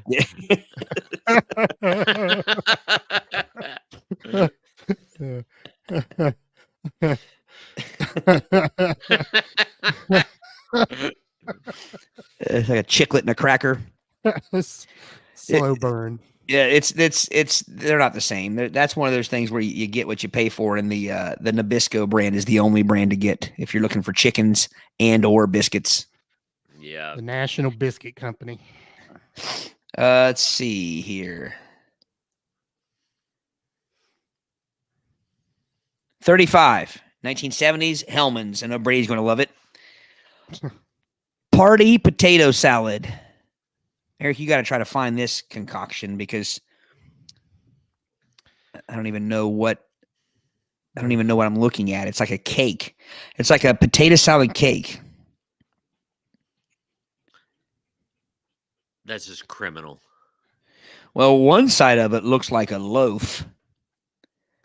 like a square loaf, like they made it in a bread, like a bread pan. And then the other one is like a three-tiered. It's like a wedding cake, but it's made of like Hellman's mayonnaise, and can't tell. If I ate it, I'd have 3 tiers of a different kind. I'd be crying as I was choking it back. What a beautiful new way to serve potato salad. And the luscious glaze you make with Hellman's keeps it fresh and moist to the last slice. First off, what are they smoking? First off, I don't like to think of a slice of potato salad. You know what I mean? What do you mean, like keep to it think about fresh? What potato spoils salad. faster than mayonnaise? Oh, I love potato salad, but that's exactly what this is. It's if you can get in there, it's like a loaf of potato salad.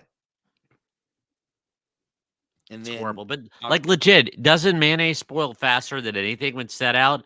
look what that has on it, fellas. Can you see what those are decorating that cake? I can't. Cucumbers. Ugh. Ew.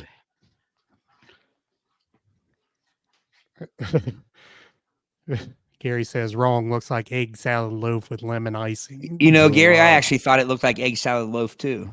Ugh. Number 36, prawn stuffed apples. Prawn. Ew, these look gross to me. These look alien. Like real prawns? Are you being serious? Oh my gosh. That looks like the brood is emerging from the apple, alien style. Who thought that was a good idea? I can't even tell what's coming out of that thing. It says the world. Let's see.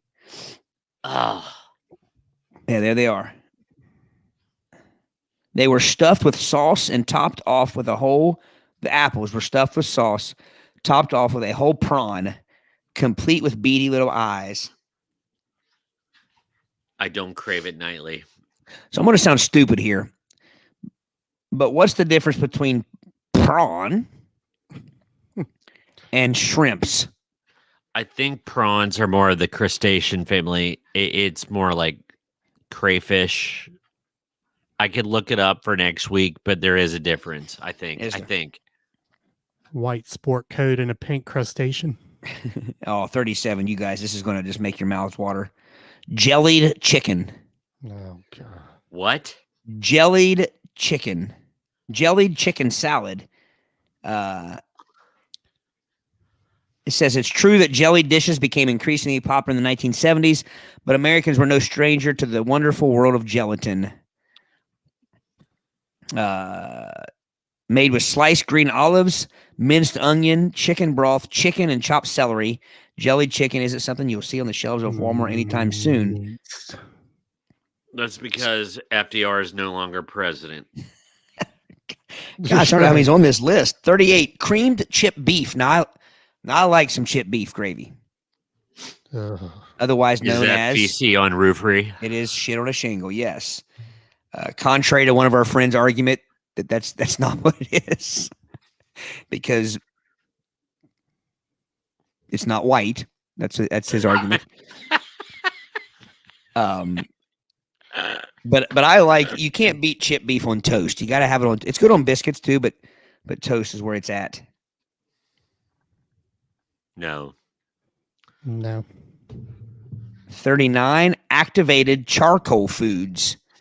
The 2010s. You guys remember when Burger King had that burger that had like the bun was black?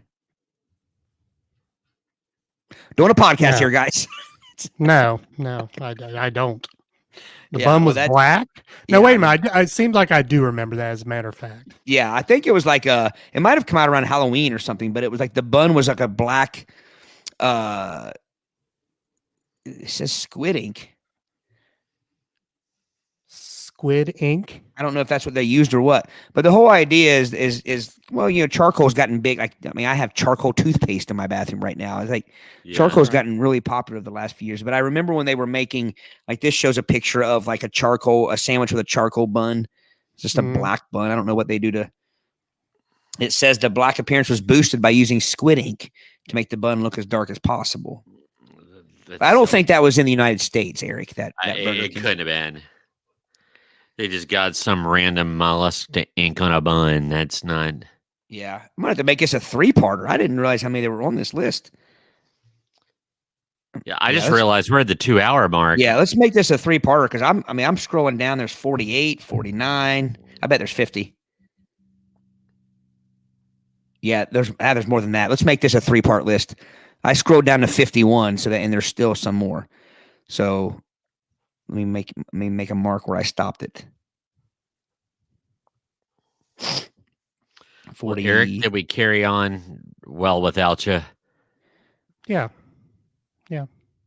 Okay, jellied chicken was the last one, right? No, cream chip beef. No, the charcoal foods. Okay. Oh yeah, charcoal. So remember, I'm on 40. 40. I don't remember this one. Duly noted. 40. All right, I'm gonna take a picture of it. I got it.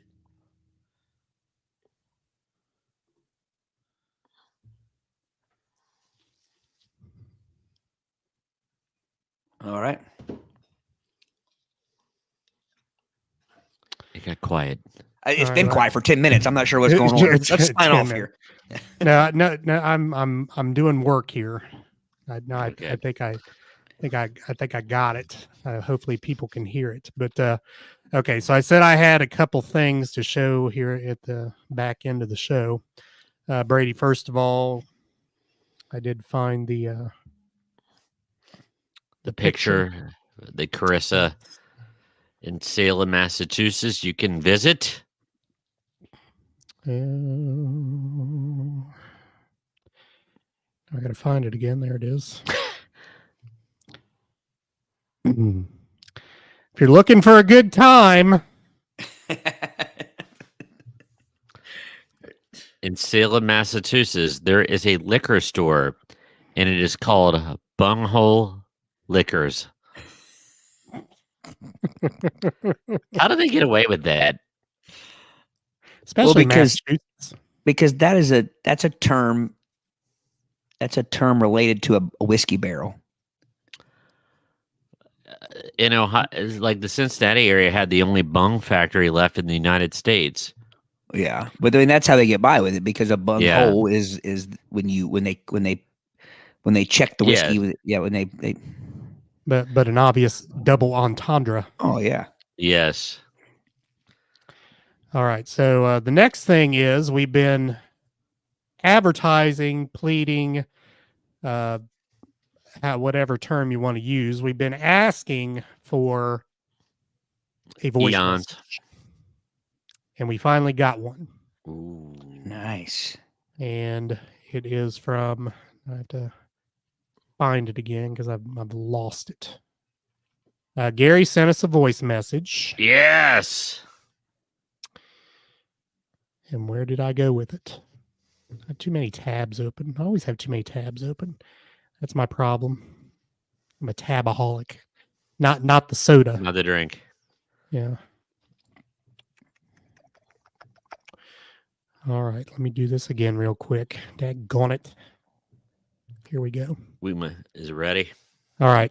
Now you got to tell me if you can hear that, because I can hear it in my ears, but I don't know if everyone can hear Okay. it.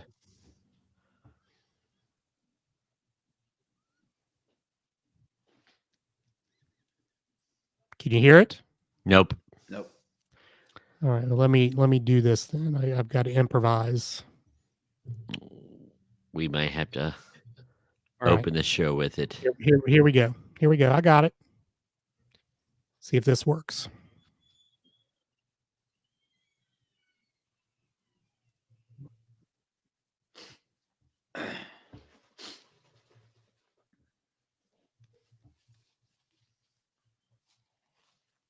Nada.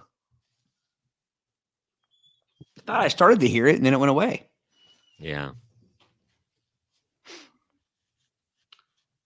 Well, crud. All right, one more time.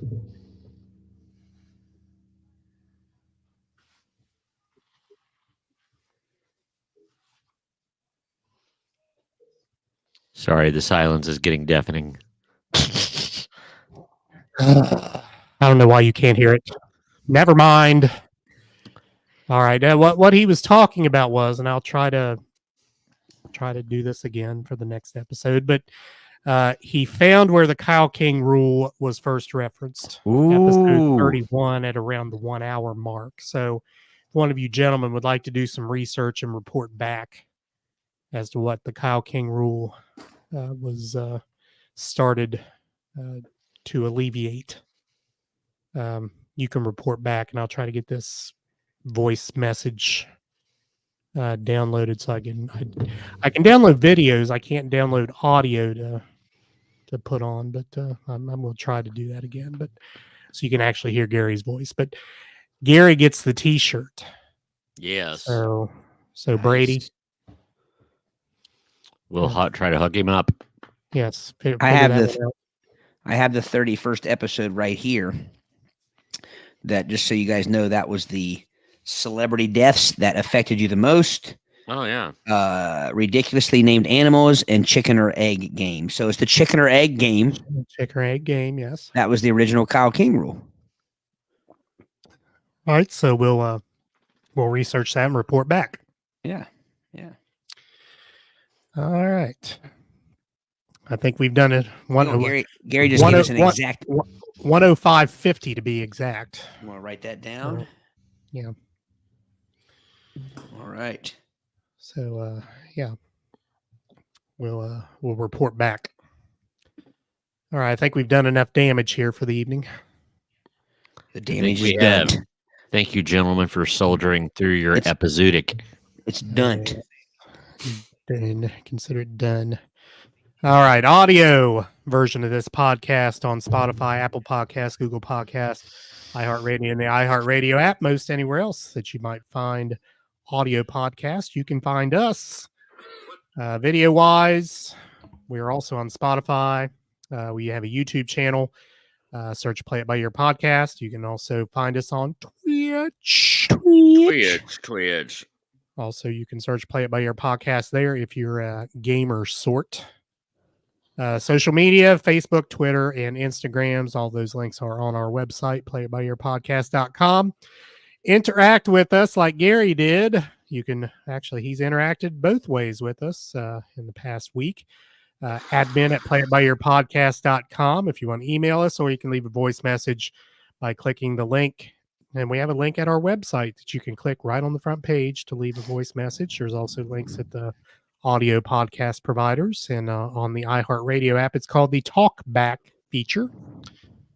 So you can make use of that as well. Anything Sounds else with the good. order?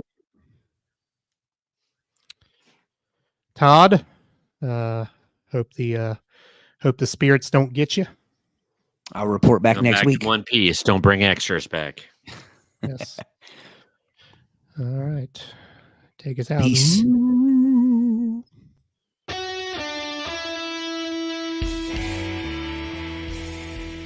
Thanks for listening to the Play It By Ear podcast. You can follow us on Facebook, Twitter at Play It By Ear Pod 2, and our website at anchor.fm/Play It By Ear podcast. Thanks again, and join us next time as we play it by ear.